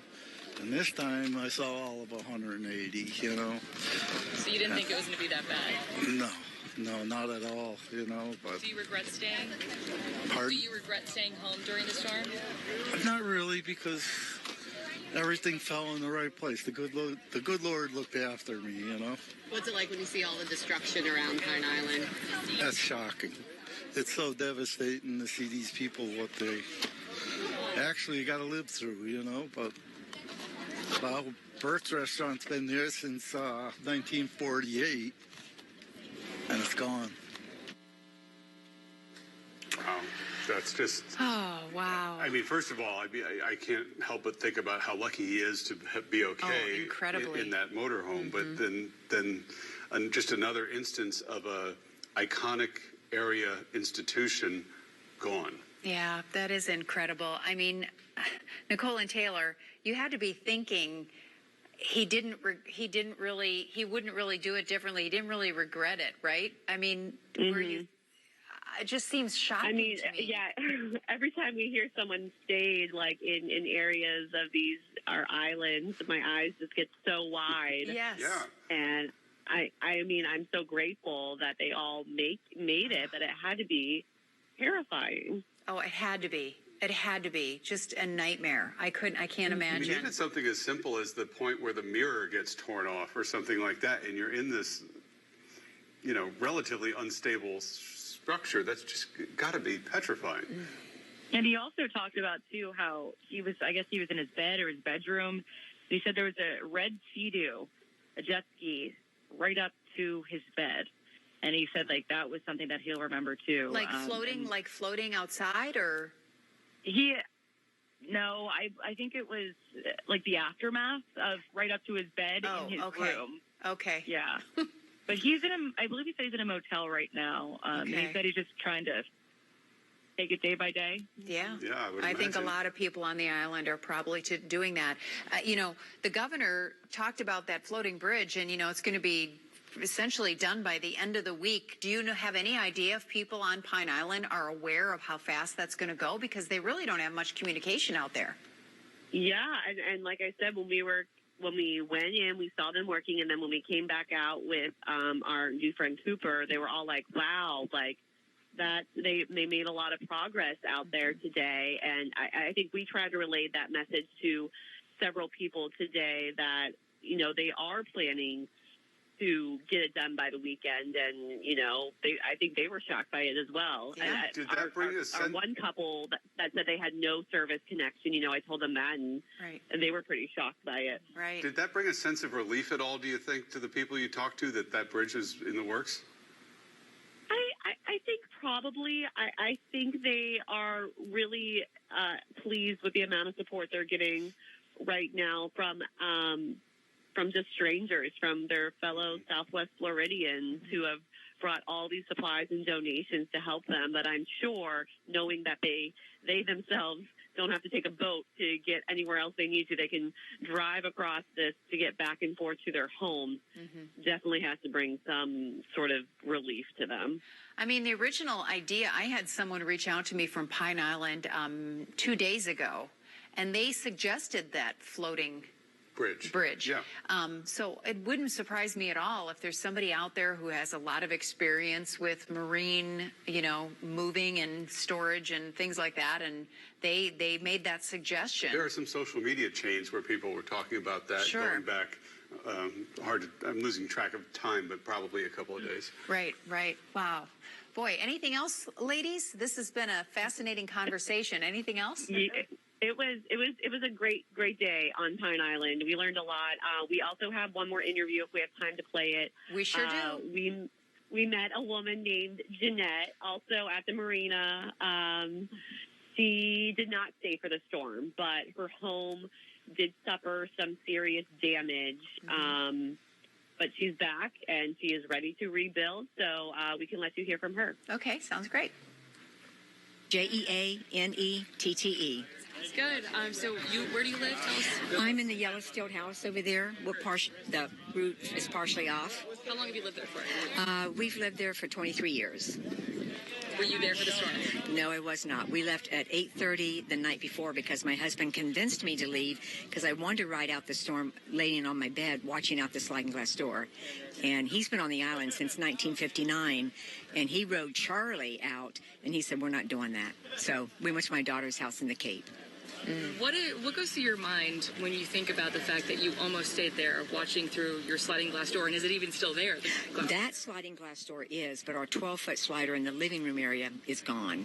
So it would have been very scary. I mean, would we have been safe? Yes, but maybe not, though, because the bedroom door blew open. So who knows? It might have threw me out the sliding glass door or something. But what goes through your mind, too, when you come back home and you see the devastation of your beautiful home? Well, I'm really sad because I remodeled 6 years ago, and my husband let me do whatever I wanted to. So it was my house inside. And everybody that came over used to tell me, they would say to me, Jeanette, your house is so beautiful. Why can't I live here? And so I'm upset, but we can do it over. So what about the people who live on this island and the people who have lost their lives? What are your thoughts? I am so disappointed for them and their families. I mean, it's a tragedy. And when the names come out, it's going to be people that we know. And, we've heard names and until we know for sure, it's just sad. It's sad for everybody because when you live on an island, you're all family. You're all family. That really seems to be the theme here for everybody that you two talked to today, is that it's a big family. It really is, yeah. It really is. And I think, the big thing that they continue to talk about is being there for one another, making sure that they're not forgotten. But some of the questions that they still have, is just about that, unfortunately, the death toll. Mm-hmm. Yeah. Well, Jeanette put it so well. She said, when the news comes out, it's going to be people that we know. And, that really, the number is staggering all by itself, but she's right. It's going to be our friends and neighbors and people we know who died so tragically in this terrible storm, and it's just heartbreaking. Yeah, absolutely. But we have to say, St. James City, they seem to be in good spirits. They're ready to get to work. We saw them doing the cleanup process already. They're helping each other. So that was really encouraging to see today. Yeah, but I agree with them. I hope people don't forget. No. There are a lot. Of areas like that right now that feel forgotten already. Right. And we're just days out of the storm. Yeah. Mm-hmm. We also have one more interview if we have time for it, if you guys want to pop it up. It's actually with the owner of the boat ramp area. Okay. I just hope that in the long run, everyone's minds are on this right now. It's what happens in 2 and 3 weeks when we still don't have electricity, we still don't have running water. Pine Island Water's done okay with that. We don't have running water, but we've had it intermittently. Obviously, the outpouring in the community is incredible, but I don't. All right. So intermittent running water, but again, the commitment to from the community and the people helping it seems to be. It certainly is the story, and it's so interesting to hear everybody's different version of it. Taylor and Nicole, everybody's different experience comes back to the same point. It's all about this community that we have on this island.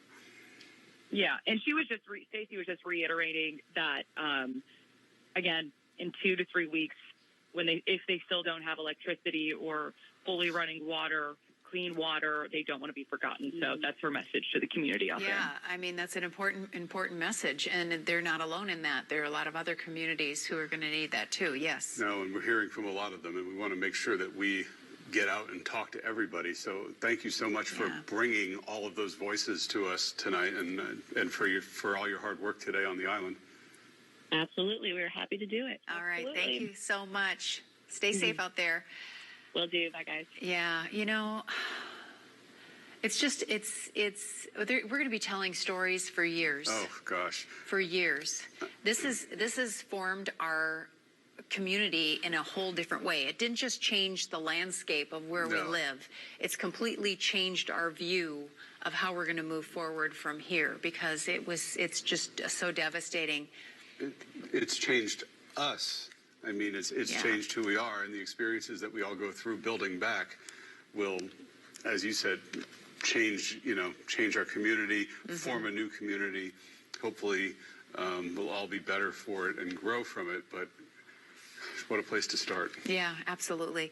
We're going to go now to Wink News reporter Lauren Leslie. She is on Creighton Road in Naples. And, you know, we've talked, Naples is starting to make some real progress down there, Lauren. But what are you seeing? Hey guys, well, I just wanted to mention it's so interesting to be able to listen in, of course, have my IFB in my ear, and just hear these other stories from our other communities. Of course, I have been down. IFB falling out. Live TV is always fun. I've been down in Collier County in Naples, but as I was listening to you guys talk with Taylor and Nicole, the one thing that I kind of picked up on, you know, is that as we all start to recover from this, so many people and places, they're in different places in the process. You know, you had mentioned, Lois, that Naples kind of coming back maybe a little bit quicker. Things are happening more. I'm going to step out of the way. I'm next to this. Oh, almost tripped there. You know, piles. And this is what it looks like mostly in Naples right now. Just every street lined, you know, with people's personal belongings. We see a chair. There's obviously a couch. There's debris, storm debris over in this garage. I'm not sure if you guys can make it out, but there's a Jeep and all the doors are open. When I went and met with my photographer, Doug, yesterday in his neighborhood, even just so many cars that are, you know, hoods up, trunks open, doors open, trying to air out, trying to salvage, you know, anything of their personal belongings that they can in this storm. Interestingly enough, one of the things that I think is so neat about all of this is what people are finding. I spoke with a gentleman and his wife. They live just a couple streets down here, and he found his grandfather's naturalization papers. And guys, these were from 1880. Cook County, Illinois. It was just so cool to see him, you know, be able to hold that up. He also showed me he had a hole-in-one, the only hole-in-one he's ever had in his life. And the golf ball, somehow, it survived the storm. So, you know, I think it's the little things that people are finding that are just so, you know, they're irreplaceable. You cannot replace certain things. Things like this, couch, chairs, you know, those can be bought again. But it's those family heirlooms, mementos, you know, that people are really kind of clinging on to. Yeah. That is one of the struggles of this. When you do the clean out, if you had the damage and you look at that picture that you've had hanging on the wall for 10 years that you maybe haven't looked at in 8, and then you realize, oh my gosh, you know, what if it's gone, or what if I can't keep it? You know, Lauren, there was a picture that was taken. Someone took a photo on Fort Myers Beach, and there was a picture of two friends in a frame, and it said "Remembering the Good Times," and it was laying out on the street. And it's like things like that are just so poignant about that. And when you see people's couches, and you're just like, you know, they used to sit on that and enjoy coming home after a hard day work and watch the game or watch their favorite show and just relax with their family. And now it's out there and discarded because it's just so damaged they can't keep it anymore. I also just want to say real quickly, something else that's so neat about Lois, you just mentioned that photo that was found on Fort Myers Beach. So many people I've seen on social media are now trying to, of course, track down whoever these people are to get them whatever it is. There was a picture down here in Naples, I believe it was, that was found on the beach, and it was somebody's wedding day from many, many years ago. The dress was the big poofy sleeves, and it's probably the happiest day of their life, right? And if they can get that picture back, I mean, it's the little things. It is. And that's, important to point out. They're all memories attached to it for someone, and some very special. Especially if that person who lost that picture, when you find them, has a pile of their furniture out front, and they had to give up almost everything else they own, and you can replace that memory and give them back that memory. Things like that are so important in times like this. Yeah. So, well, thank you so much, Lauren. We really appreciate your view from Collier County, because we want to cover every area, and there's so much going on down there still. Even though some people are recovering, there's terrible surge there as well, and there are a lot of homes that have damage and are going to be cleaning up for some time. All right. That is correct. Yes, lots of people going through it. Thank you, guys. All right, thanks. Have a good night. We got an email while we were talking to Lauren and while we were talking to Taylor and Nicole. They were asking about, they're in Cape Coral, so they don't have a lot of communication right now. And they were asking about the points of distributions, the pods. Okay. So I got the list for you, but I'm going to start off with the 2 Cape Coral locations because you asked. The Cape Coral Sports Complex, which is at 1410 Sports Boulevard in Cape Coral, and the Cape Coral Leonard Street, which is at 4820 Leonard Street in Cape Coral. So those are the 2 Cape Coral points of distribution. In Bonita, it's at the Old Bonita Library on Pine Avenue in Bonita Springs. In Fort Myers, the Kelly Road Soccer Complex down in Harlem Heights in Fort Myers. Estero High School Ball Field Park on Williams Road in Estero, also a pod. North Fort Myers Recreation Center in North Fort Myers. In Fort Myers, it's the Flea Masters Flea Market on Dr. Martin Luther King Boulevard. And in Lehigh Acres, it's the Veterans Park Recreation Center at Homestead Road. All pretty big locations where they can easily get people in and out. But those points of distributions are open, and they're going to stay open for a while. And also easy to find for people who, well, if you live in the area, you'll probably already know what they are. All right, we're going to go back to this is one of the best stories we've seen all night. Well, the enthusiasm is just incredible. The enthusiasm for this story. Annette Montgomery, live at the Chabad in Cape Coral, and you introduced us to some of the most fascinating people just a little while ago. Yeah, Chris, and I'm here with some of them now. EMTs, nurses, mental health counselors are here, just offering services. As you all said, a lot of people in need, a lot of trauma, a lot of people in need of medical and mental health services. And that points right to Eli Feldman, just someone that's volunteering his time, a licensed mental health counselor, volunteering his time to help the people that are dealing with trauma right now. And I know, Eli, you've met with some of these people in Cape Coral. Just what are some of the stories they've told you about what they've endured? Yeah, I actually got to speak to your cameraman a couple minutes ago and heard about what went on at the station as the storm warders were coming in and as they had to go to the next floor and shut down the station, evacuate. So this is trauma that's felt throughout. Everybody's feeling this kind of thing. So to be here and be able to try to support people through that, let people know how courageous and strong they are, what resources we have in ourselves, and how we can get through it. So for me, it's an honor, to hear these stories.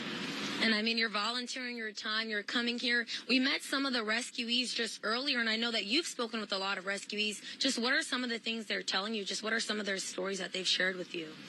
Yeah, a lot of stories of water coming in and not knowing how high the water's going to come, hoping it's going to leave. I met one family, and they had this 1-month-old baby. And they said the water came up to the door of their house and then just kind of went away right when it was coming up to the door. So just to hear that, to feel that, to process that it's really powerful. Definitely. And then speaking to that, I know I spoke with some of the other people that were here, and they said that they spoke with some people who, settled in on just thinking they were going to die. They laid in their bed and watched the floodwaters rise, and at one point just accepted that they were going to die. Just hearing trauma like that, just how do people work through that? I know some people at home may have felt that way, may have felt like it was their time, or may have felt like they might lose a pet or a family member. How do you work through trauma like that? So, first of all, before you think of working through it or making it go away, stay with it a little bit. Like it's not going to kill you. Being in that emotion, being in that feeling, really realizing that you went through a big trauma. Don't minimize it. Don't say, well, those people had it worse than I do. Stay in that for a little bit and validate that you went through a physical trauma, an emotional trauma, fearing for your own death. And then after that, kind of take a deep breath, and realize, okay, I'm here. I made it. I'm going to recover. I have resources. I have people that can help me. I have such wonderful people who are broadcasting this to everybody, letting people know what wonderful things are happening, such volunteer people that are coming here to help with medical stuff, with food, with diapers. It just wakes you back up. It brings you back into your body. But it's okay to feel bad right now for a little bit. Don't think that you have to get over it or make it better now. Like, stay there for a little bit. Maybe hug somebody. Drink a little water. We forget that.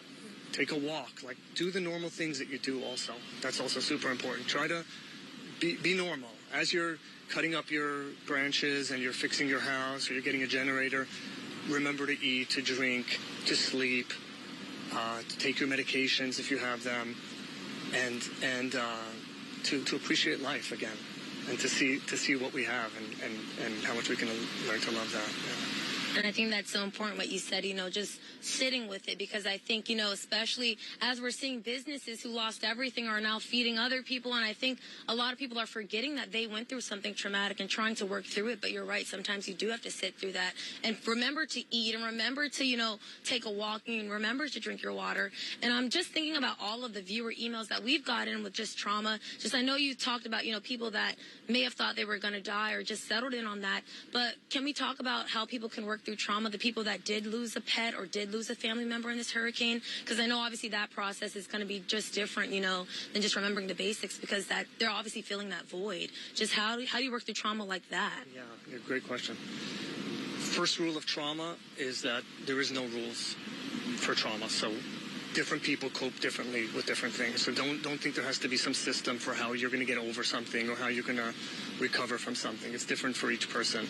Sometimes you can lose a pet and it can hurt 10 times more than losing a person.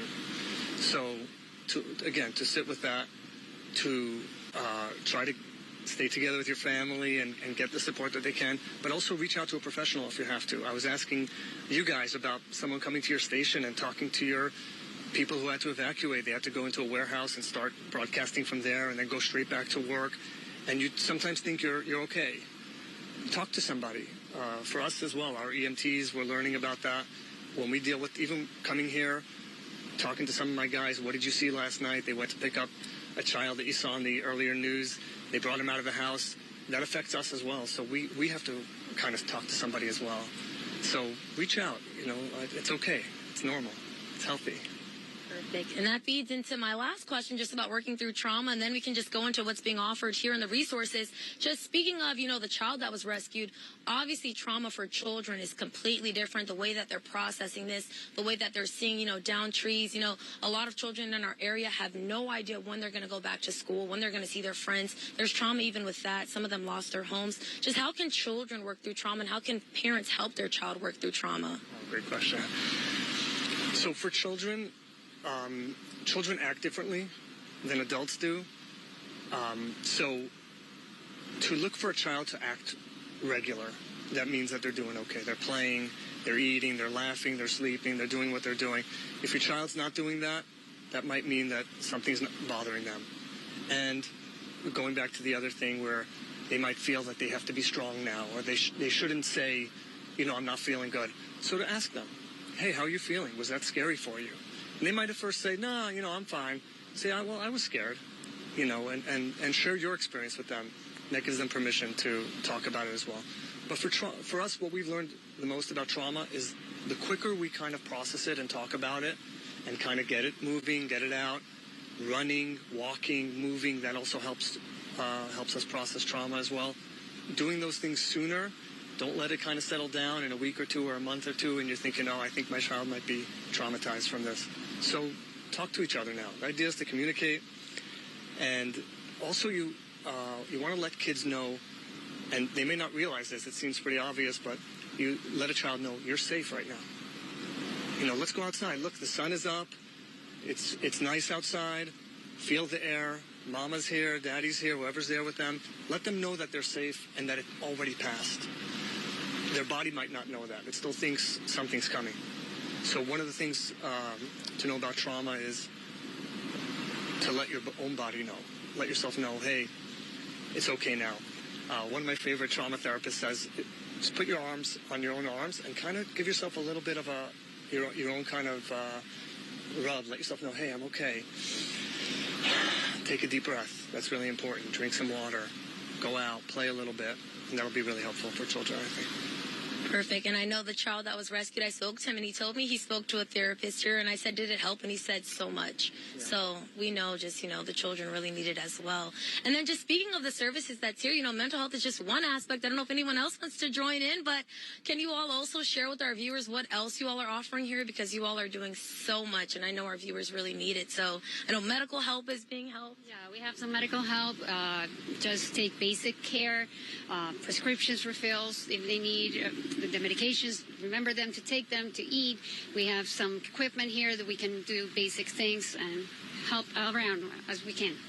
Perfect. Yeah, they're offering medical help. This is actually one of the EMTs who has rescued people out of their home during Hurricane Ian. So obviously, so much help here at the Chabad Jewish Center of Cape Coral. And they're here all volunteers. None of them are being paid. All of the equipment has been donated. They have food here. There was actually a food truck parked here not too long ago that was offering free food to families. So they're really doing so much to help families here in Southwest Florida, donating their time. They actually are dedicating their time. They're spending time away from their own families just to help us here. So you can just see how many people really care about the people here in Southwest Florida and are really trying to make sure that we get out of here and just, we get back to normalcy. And that's going to happen. It's going to take time, but we have people just helping speed up that process, which is so, so important, Lois and Chris. Live in Cape Coral, Annette Montgomery, Wink News. Yeah, it really is, Annette. They are a phenomenal group over there. Yeah, they are. You know what? Are they doing their meal again tomorrow at noon and then they do one at 6 or yep, that's right. Okay, she's nodding. Okay, good. So so they're starting at 9 a.m. They're starting at 9 a.m. Tomorrow, and they're going to have food and just any type of services that are needed. Okay, we'll let them go and get some sleep. We'll let them go and get some sleep because they got a big day again tomorrow, I'm sure. Okay, thank you so much, Annette. Really appreciate that. In that spirit, while Annette was talking, this email came in. I wanted to just read it from a woman in Cape Coral. I was taking out donations from the Cape Christian Church, street to street, just driving around randomly in the Southwest Cape. And when I stopped at 4 different houses to see if they needed sandwiches and water, they gave me diapers, Gatorade, and water bottles to share with their neighbors as we drove around the neighborhood. Neighbors helping neighbors. Yeah, it's really wonderful. It's good to see that spirit in our community, for sure. So while we're on this theme, let's start to let people know about some of the things that are coming up tomorrow, things they might need. First of all, if you'd like to make donations like that family just did, the Salvation Army in Fort Myers is collecting some items to help people recover. They're not taking clothes, no clothing donations at this time, just to make that very clear. What they would like donated, if you can, or if you have them and can spare it, are tarps, diapers, Clorox wipes, gloves, non-perishable food and bread, hygiene items, water, paper towels, toilet paper, the large garbage bags so people can throw things out, shovels, brooms, and extension cords. And just to let you know where you should take them, it's their Palm Avenue warehouse, which is located at 2581 Palm Avenue in Fort Myers. And they're going to be there from 8 a.m. to 5 p.m. So if you can make a donation like that and you'd like to help out a family, that's the place to do it. All right, a couple of other practical things for tomorrow that might help you out. Collier County government offices are open. And we've talked about this, it's been a couple of hours. If you've lost your driver's license, your ID card, or title, or anything like that, starting tomorrow at the Hertz Arena, Florida has sent a mobile licensing, they call it FLOW, their mobile licensing unit. So you can get any of those things. You don't even need to bring a whole lot of documentation with you because they'll look it up. But if you've lost your driver's license, your ID card, or your title, 8:30 to 4:30, starting tomorrow, 7 days a week at Hertz Arena, and they can help you out with that. That's vital. You know, the other thing at Hertz Arena, the other thing at Hertz Arena is the Xfinity Wi-Fi vans. They have Xfinity Wi-Fi vans there from 9 to 6 daily, so you can go there and you can get some connection. Also in Collier County, they're at the Veterans Community Park. And the other thing, Verizon has the wireless emergency communication centers. And these aren't just to get Wi-Fi. They let you charge your phone. They let you connect. They have their own computer workstations there. They have phones that you can use if you need to reach out to somebody. And there are 2 locations. One is on Fort Myers Beach, which is great for the people on Fort Myers Beach who lost so much. But there's another one at the Port Charlotte Town Center in Port Charlotte. So there's a place you can go if you need to reach out to someone and you don't have a device or you can't, you need a little bit of help. They'll help you out there at the Verizon Communications Center. Trash days have started again in most places. In Lee County and in the city of Fort Myers, it's trash only. Right. Well, the horticulture's already out there, and they may be coming through. Not recycling. I'm sorry. You're right. Yes. Of the 2 bins, trash only. Yes, you can put your horticulture on the road and keep your hurricane debris separate for now, but you can start taking trash out. That started today in Lee County, also in the city of Fort Myers. You can take debris. If you're a commercial business, you can take debris out to the Buckingham Road site, 10,500 Buckingham Road. You'll be charged by weight. That opens at 6 in the morning, 6 to 6. Solid waste in Collier County, storm debris collection started today. I think we mentioned that a little bit earlier. And so they're actually starting to come around in Collier County to pick up some of the stuff you're leaving on the side of the curb, like those couches and chairs we just saw with Lauren just a little while ago in the neighborhood. And don't worry if they pass you the first time and you didn't get your stuff picked up. They're coming around multiple times because there's just so much to collect. In Englewood is having a hard time. Rotunda is having a hard time. There's still some water problems in both those places. There's also supply issue problems because of roads being compromised in those areas. So in Englewood in particular, they want you to watch your water usage if you have water. And they're doing some temporary shutdowns in places as they're testing the system. Some of you may have experienced that today. So they're going to shut down in gridded sections throughout the district to look for leaks, so then they can make repairs. And so if the pressure drops a little, you may understand what's going on, or if you lose your water for a while. They know there's some large breaks in the area, and they're investigating and trying to get the system all back up to par again. So just know that if you're living in the Englewood area. In DeSoto County, an area where there's a lot of people who still have a lot of needs, especially because of the water issues post-hurricane that you all have had there. Here are some of the things that we know for sure are open. The list is probably longer than we know, but we want to make sure that you know that the Winn-Dixie on East 70 is open, that the CVS on the corner of 17 and eastbound 70 is open, Circle K and Hess at Highway 17 North is open, and the Dollar General at Gibson Street and Highway 17 is open. Hopefully those things help you out because, again, the folks there, the water is still an issue. Yeah. Lamar Advertising, the big billboard company, they're doing something kind of cool. They're taking some of their billboard vinyls, that wrap the billboards, and they're going to be offering them up as roofing covers. That's fantastic. So people use, the blue tarps, and tarp teams we hope will be coming through. And sometimes I think FEMA has some of those organized with tarp teams. In past hurricanes, I think they have, but we haven't heard about all of that yet. However, Lamar tomorrow is starting to offer these billboard vinyls. So if you have just a patch in your roof that just needs to be covered for protection, just in case there's any rain, which we know the forecast is dry right now, so that's good.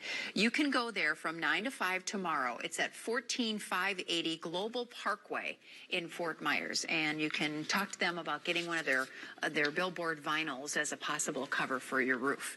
Would you talk about those insurance villages again? Yeah. Because I think that's going to be something we're going to need to repeat often for people as they hear about it and knowing they need to talk to someone. The 2 insurance villages in our area are both open tomorrow. The first one in the northern part of the area is at the Port Charlotte Town Center Mall.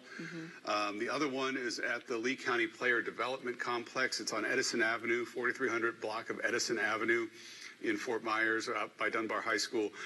So the insurance villages are where the representatives from all these different insurance companies come to meet you in person in one place. Now, you may have several different insurance claims. If your car was flooded, that's one claim. Even if it was flooded in your garage, that's your auto, your house, but wind will be one type of claim. That's your homeowners and wind policy. Flooding is separate. That's your flood policy. So you might need to meet with 3 separate people or 2 separate people while you're there, but you'll get to meet with them in person. You'll get to get your claim started. A lot of people, I think, right now, it feels like are having a hard time getting a claim number. I've called it. You called in a couple of times. It's like, I've left a name, I've left my number, but I don't have a claim number. You need a claim number to get everything started. So that'll get you started. They're also giving out checks for living expenses and things like that. If you've been displaced, or you need to rent another apartment or whatever else is covered under living expenses or things like that, you can perhaps get a check there.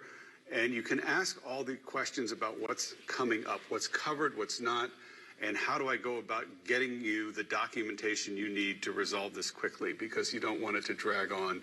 So you'll have somebody who you can ask questions to face to face. What kind of documents are you suggesting people bring along with them that they may have? I would bring my declaration page from your. It's the top page. If you got your insurance policy, there might be a thank you page on top. But the first one, it's with all the numbers, and on that page will be anything that somebody needs to find out information about your house, all the information about your house or your policy number, and they should be logged. They should be logged in and have a computer so that they can pull up your policy number, tell you, see what all your coverages are. I would bring my damage pictures on your phone. I would have them set up so that you can show a handful of before and after pictures. If you're dealing with flooding, you'll definitely want to be able to tell them how high the water line is. And one of the best ways to do that is to take a selfie next to it, like stand next to the wall. Right, so if you see the water line at your waist, I can get a really quick idea of, okay, here's how tall you are, here's how, and you don't have to, well, this is 3 feet.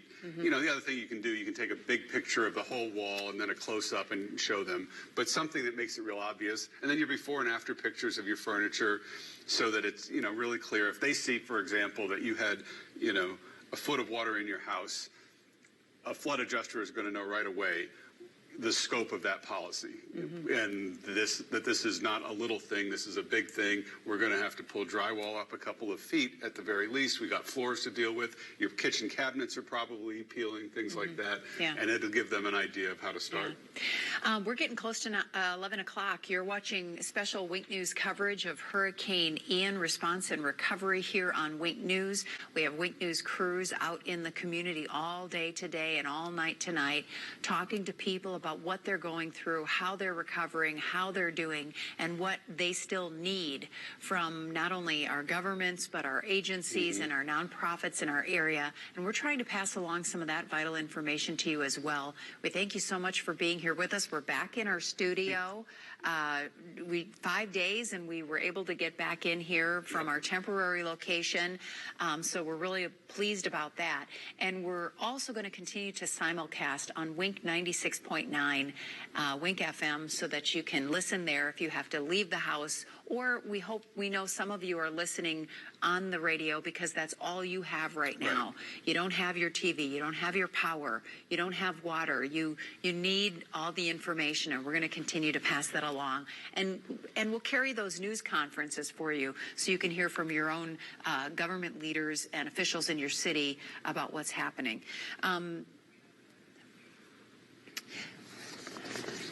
Okay, Andriana Shepard, Wink News reporter Andriana Shepard, had a conversation with CFO Jimmy Petronis, who is here in our area, was with the governor tonight in Cape Coral.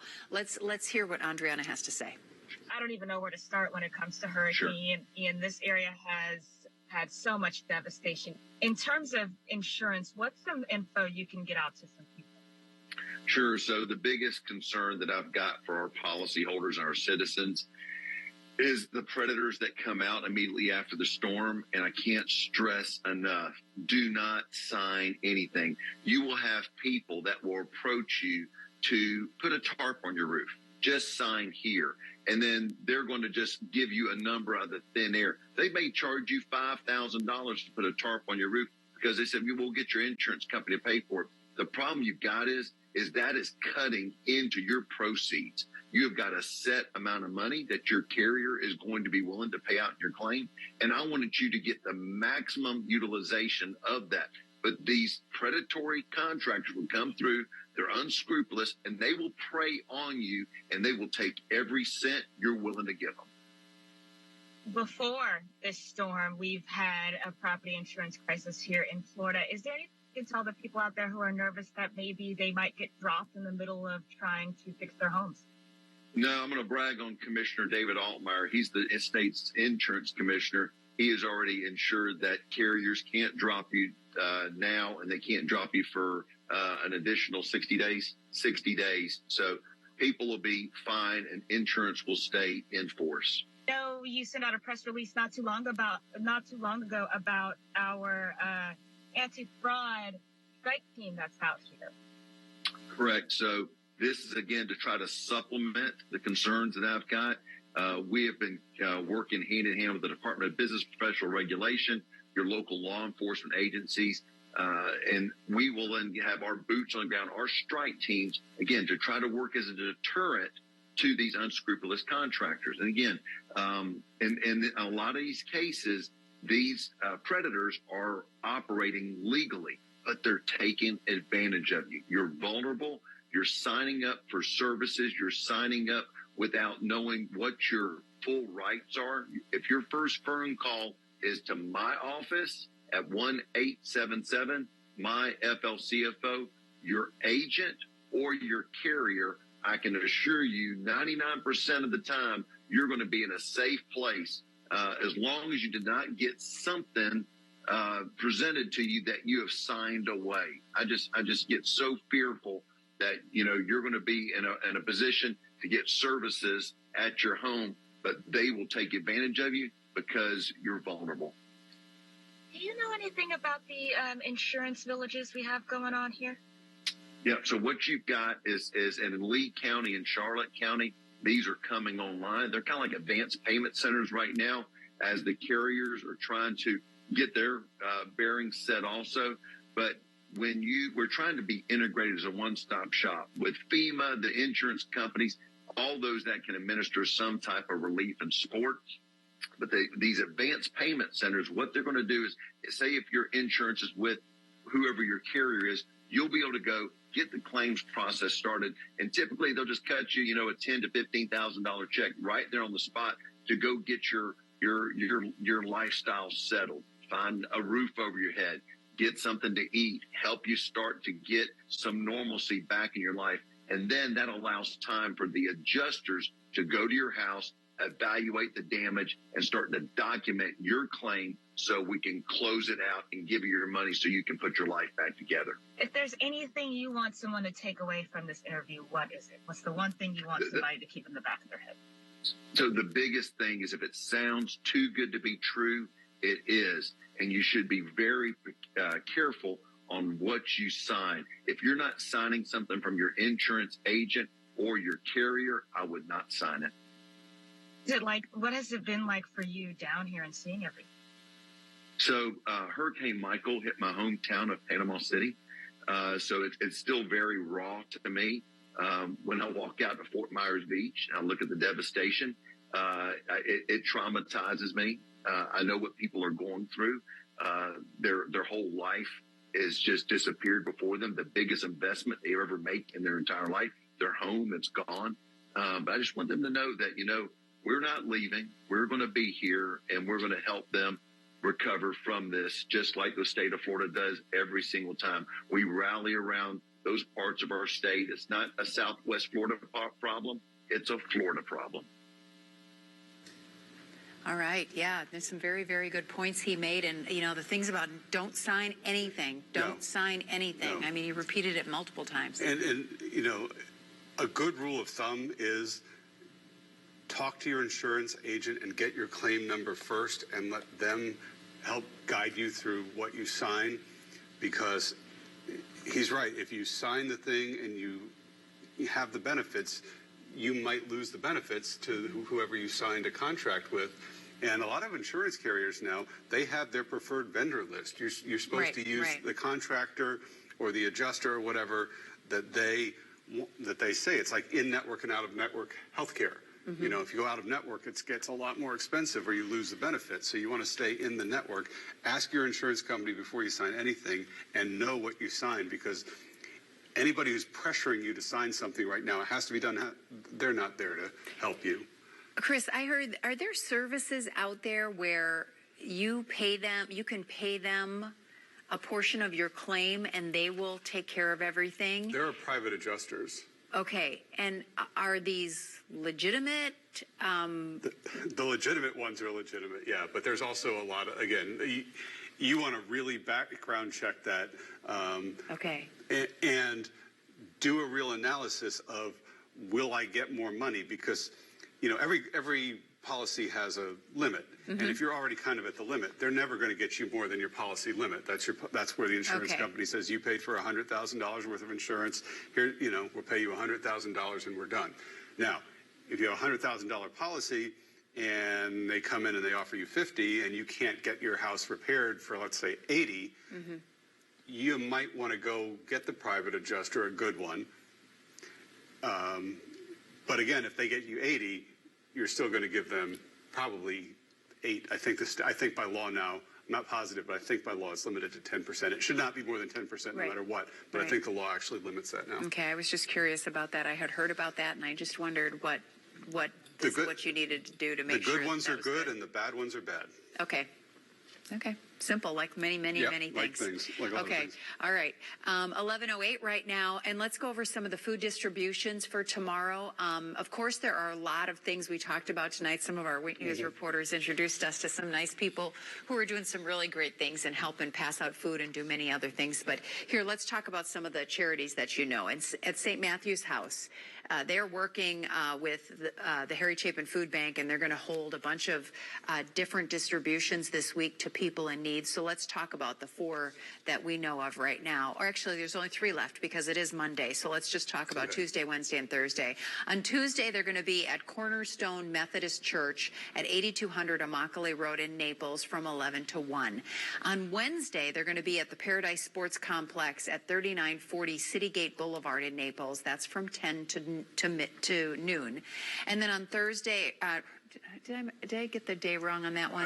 Maybe. I might have. Wednesday, they're going to be at Paradise Sports Complex in Naples from 10 to noon. Thursday, they're going to be at the Coastland Mall by the Dillard's entrance, and they're going to do that from 11 to 1. So those are some pretty well-known places in Collier County. Then in the Harry Chapin Food Bank, tomorrow they're going to be at the Boys and Girls Club in Immokalee and at San Rafael Church in Lehigh Acres, both from 10 to 11:30. On Wednesday, they're in LaBelle on 4A Drive, and they're at the Golden Gate Community Center, and both those distributions are from 10 to 11:30. But then they're doing something completely different this week. From Tuesday through Friday, they're going to be at Cape Elementary. because the school isn't being utilized right now. Kids are out. So they're going to be there at Cape Elementary from 10 to noon every day, Tuesday, Wednesday, Thursday, Friday. So that's really great. And Catholic Charities also has 2 different distribution locations that they're utilizing right now. One is at 4235 Michigan Link in Fort Myers. The other is at 28360 Beaumont Road in Bonita Springs. So lots of opportunities tomorrow. And also water and supply kits at United Methodist Church, the church on Cypress Lake. Cypress Lake and Winkler, right? Right. 10 o'clock? Cypress Lake United Methodist Church, 10 o'clock tomorrow 10 morning. o'clock. Yep. So more opportunities there. Ashley Moody, State Attorney General, put out a bunch of information today. Yeah, this is about really good information. protecting yourself from scams. And we talked about a lot of the things in the last few hours about how you get FEMA assistance and, how you do these things. Here, but also the other side is like we were just talking about with the adjusters. You have to know how to do it right. FEMA is there to help, for example. There are people taking advantage of that, telling you they'll get you your FEMA money. Nobody can get you your FEMA money. You sign up to get your FEMA money. You sign up to get your insurance money. So she has a couple of things here that are good ideas, and there's a lot of them. But a lot of us are going to be hiring contractors at some point. So check the license, myfloridalicense.com. Especially if they're coming to you soliciting your business. You don't want to be pressured into signing anything, starting anything with someone that you don't know well. So myfloridalicense.com, make sure they're bonded and verify that they have insurance and that they're licensed here. So far, we have not heard of any instance of the state relaxing licensing rules to let people from other places come in. So they have to be licensed here. That may change, but you want to make sure that they're licensed here and that you have a bond and that you have insurance so that you're protected in case anything goes wrong. And, even with FEMA, the disasterassistance.gov site, all you got to do is put your name, number. You don't need help with that. Nobody can do it for you. Right. And there's no reason you would pay somebody to go on a website and put your name, social security number, and address. And besides that, if somebody says they're going to help you with that, and they ask for your name, address, birth date, and social security number, they've just stolen your identity. Yeah, you're right. You're right. Tomorrow at the Winn-Dixie in Punta Gorda, this is important because a lot of people don't have power still up in Charlotte County. They are starting at 10 o'clock. They're going to be distributing water, free water, ice, food, and cleaning essentials to families in need for a second day. So again, that's at the Winn-Dixie on Kings Highway, 2000 Kings Highway in Punta Gorda, and it begins at 10 a.m. So that's a very important thing for a lot of people up there. Good to see. A lot of people will tomorrow be trying to get access to different things like Wi-Fi. We've just talked about food. So there are a lot of opportunities for... Okay, we'll get back to that in a second. We have Wake News reporter Liz Byro live at the God is Love sign along McGregor Boulevard in Fort Myers, one of a residential area where power has been kind of spotty. Liz, how are you doing? I'm doing good. Yeah, definitely power's been spotty. Driving from around Fort Myers Beach to here was definitely very in and out. But there is one thing that is shining very bright and is still standing, and I know it makes a lot of people happy, and that is the God is Love sign. This thing was put up in 1943. It made it through Irma. It's now made it through Ian with a few, updates in 2021. But, I mean, this thing is just still standing, and it's glowing bright. And I think it's a big sign of hope for a lot of people, which is really great to see. It is a sign of hope. There's no question about it. When it went down in another storm, people were like, "Oh, we got to fix that sign. We have to have that sign." And they fortified it. At one point, it was like deeded to the home it's in front of, and then another group of people came together and decided to adopt it as their own and rebuild it. And look how beautiful it is. And it beat Ian, which is something that's even better than anything else. Right. All right, Liz. Thank you very much. Definitely is. Thank you. We appreciate it. Want to talk? There are several points of distribution for food. Yes. The governor's been talking about that a lot. Yeah. And I'll go down the basics of these. If you live in this neighborhood, you'll know where a lot of these places are. So I won't read all the addresses. In Lee County, the Old Bonita Springs Library.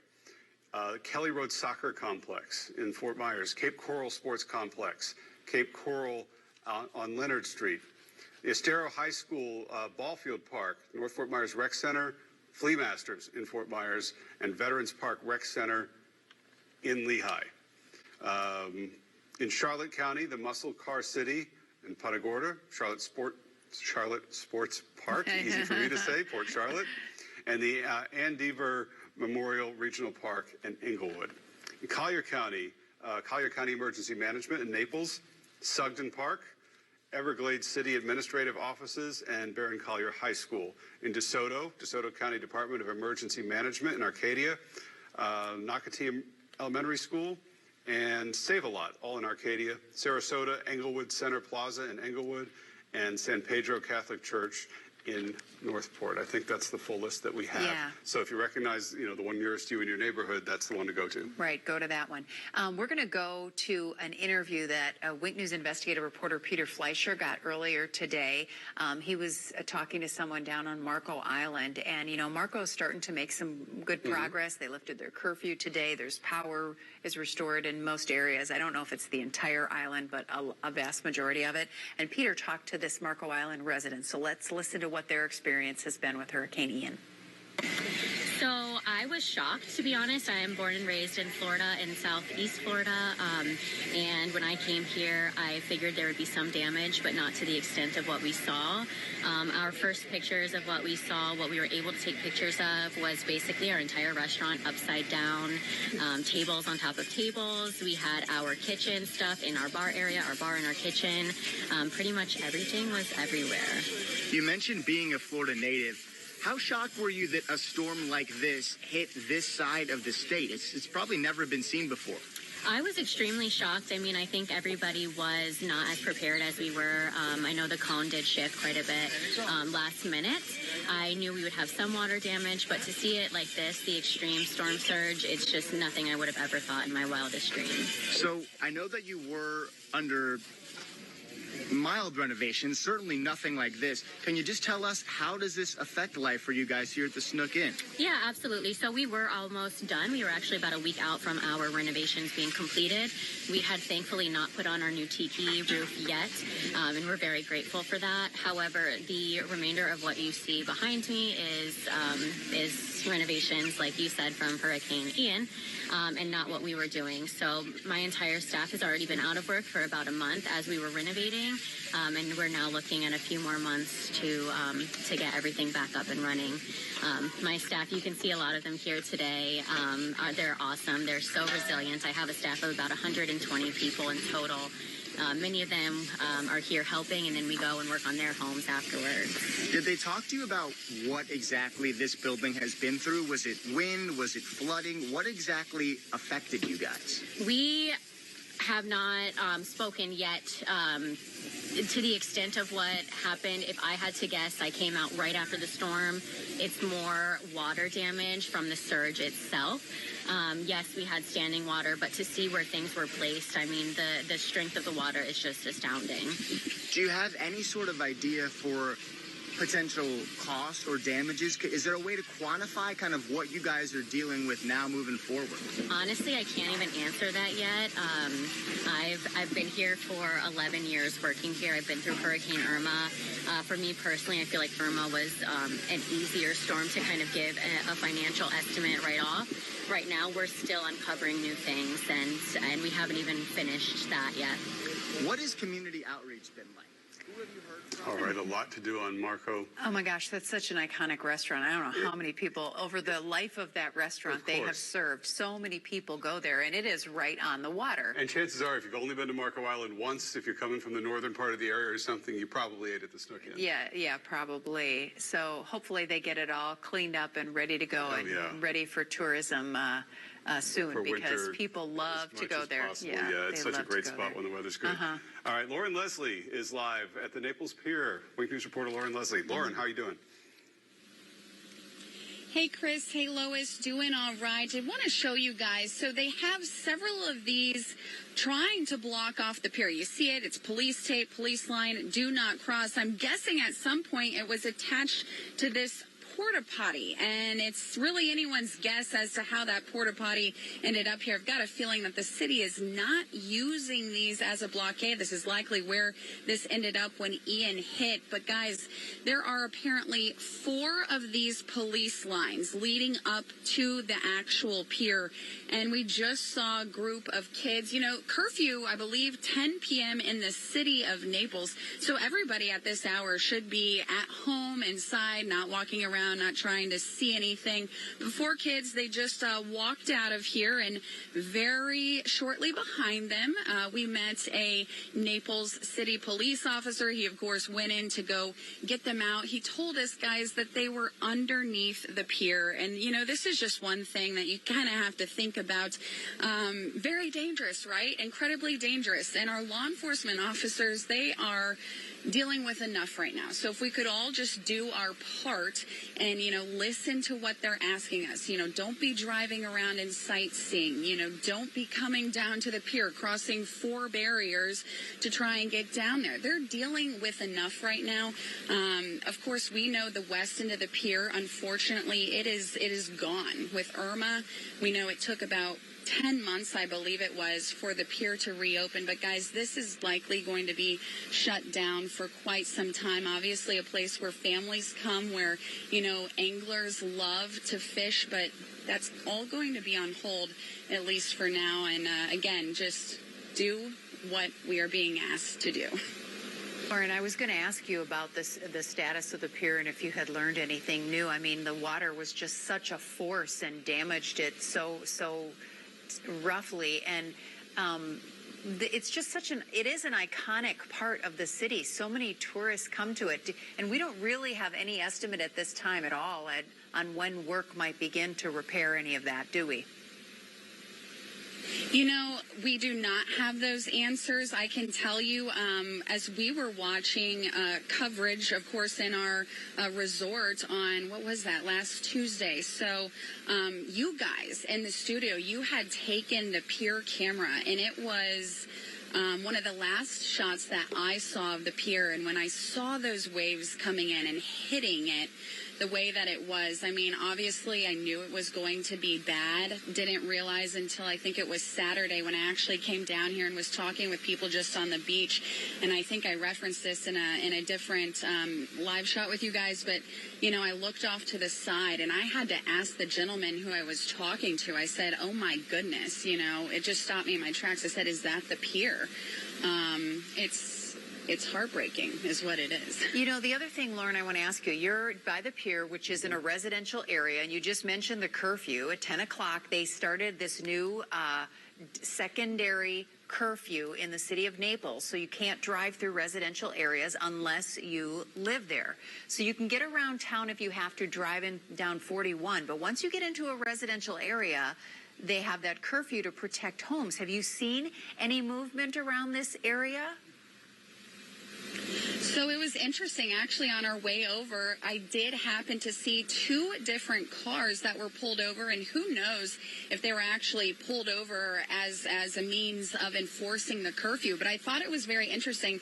The only 2 cars that I did see on the roadway both had police officers behind them, of course, the red and blue lights flashing. So, no, to answer your question, there are really aren't people. The 4 kids who we saw come out of here, probably just trying to, you know, get a glimpse. But again, we don't need to be doing that. We need to listen to our law enforcement officers and do what they are asking us to do at this time, which is be home at 10 o'clock in the city of Naples. Yeah, so I would imagine when she's driving around, Lauren, when you're driving around, you're going to probably see more police presence, I would think. And, you know, it's good. There are a lot of seasonal residents whose homes are empty right now, and then there are people whose homes were compromised and they can't be protected. So the police are doing everything they can to protect people's properties. And not so much right where you are, but in other places, people who are just home sleeping with the windows open because they don't have power. Yeah, that's true. That's true too. So, that's true too. All right, Lauren. Yeah. Thank you very much. Lauren, thank you so much. Well, we're just a couple minutes away from our good night tonight, and we just want to let you know that tomorrow morning, bright and early, you'll have Lindsay and Corey will be here, and they will be starting off our morning show for you, just like they always do, and hopefully they'll be enjoying our new confines here back in our studio. We are so appreciative of all of you out there who have continue to watch us, even though we've been doing a little more scaled down television program than what you're usually used to. You know, we want to show you the news the way we did before, but right now we're just dealing with some of the technology issues, some of the things we lost during the hurricane. Rebuilding. For those of you who don't know, you know, we were in the studio and water started creeping in here at our location in downtown Fort Myers. We're just across the street from the Caloosahatchee. So water and surge was a huge issue for us here at the station, and our engineers and our managers and everyone here are working really hard to get everything back up to normal, and they got us on the air. They got us on the air first. They got us on the air, and gosh, we're so happy to be back in our home. And I think one of my closing thoughts tonight to our viewers is, and to our listeners, since we're simulcasting on Wink 96.9 FM, is we're happy to be back in our home, and we're really hoping that it won't be long before you can be back in your home. Yes, and happy and comfortable. Yeah, so many of you are really suffering right now, and we just want you to know that we're here for you. We're trying to do everything we can to get the information that you need. Keep emailing us, keep sending us in your pictures and your thoughts at tips@winknews.com. We're going to share some of them. It motivates us to remember a certain area, and maybe we haven't gotten there yet, so we will try to get there to tell your stories, because we don't want any of you to be forgotten. You know, when I picked up, when I went on the CBSNews.com this morning, or later this afternoon actually, and I saw that Ian wasn't even on the front page of the web page. I was disappointed, because there's still so much recovery going on here, and the death toll has been getting worse. Going up. And it's just, we don't want to be forgotten. And as long as the governor keeps coming down here, and the president's going to be here on Wednesday, and as long as major officials like that keep coming, we'll keep getting some of the attention. But in the meantime, we're going to be here doing our jobs to make sure we tell your stories and make sure this stays in the top of people's minds. Yeah, it's so important, and your stories are so important to us. If you have a unique circumstance, or you just have to get something off your chest that maybe we can help you with, let us know. tips@winknews.com. We would love to be part of helping everybody. We'll do the best we can to help everybody, to get to every community, to tell every story, and you're not alone. No. And I say that to people who I know go through these things like this, who feel that they're there by themselves, and you're just not. We'll do everything we can to make your life better, and wouldn't have it any other way. Yeah. So Chris and I will be here again tomorrow night to bring you stories. Our Wink News team will be out on the street gathering stories and talking to people, going to some of those hard-hit areas to bring you all the information that you need to recover, and to recover well. We'll see you tomorrow morning for Wink News This Morning here with Corey and Lindsay, right in our Wink TV studios in downtown Fort Myers. Everybody have a great night and stay safe. Sleep well.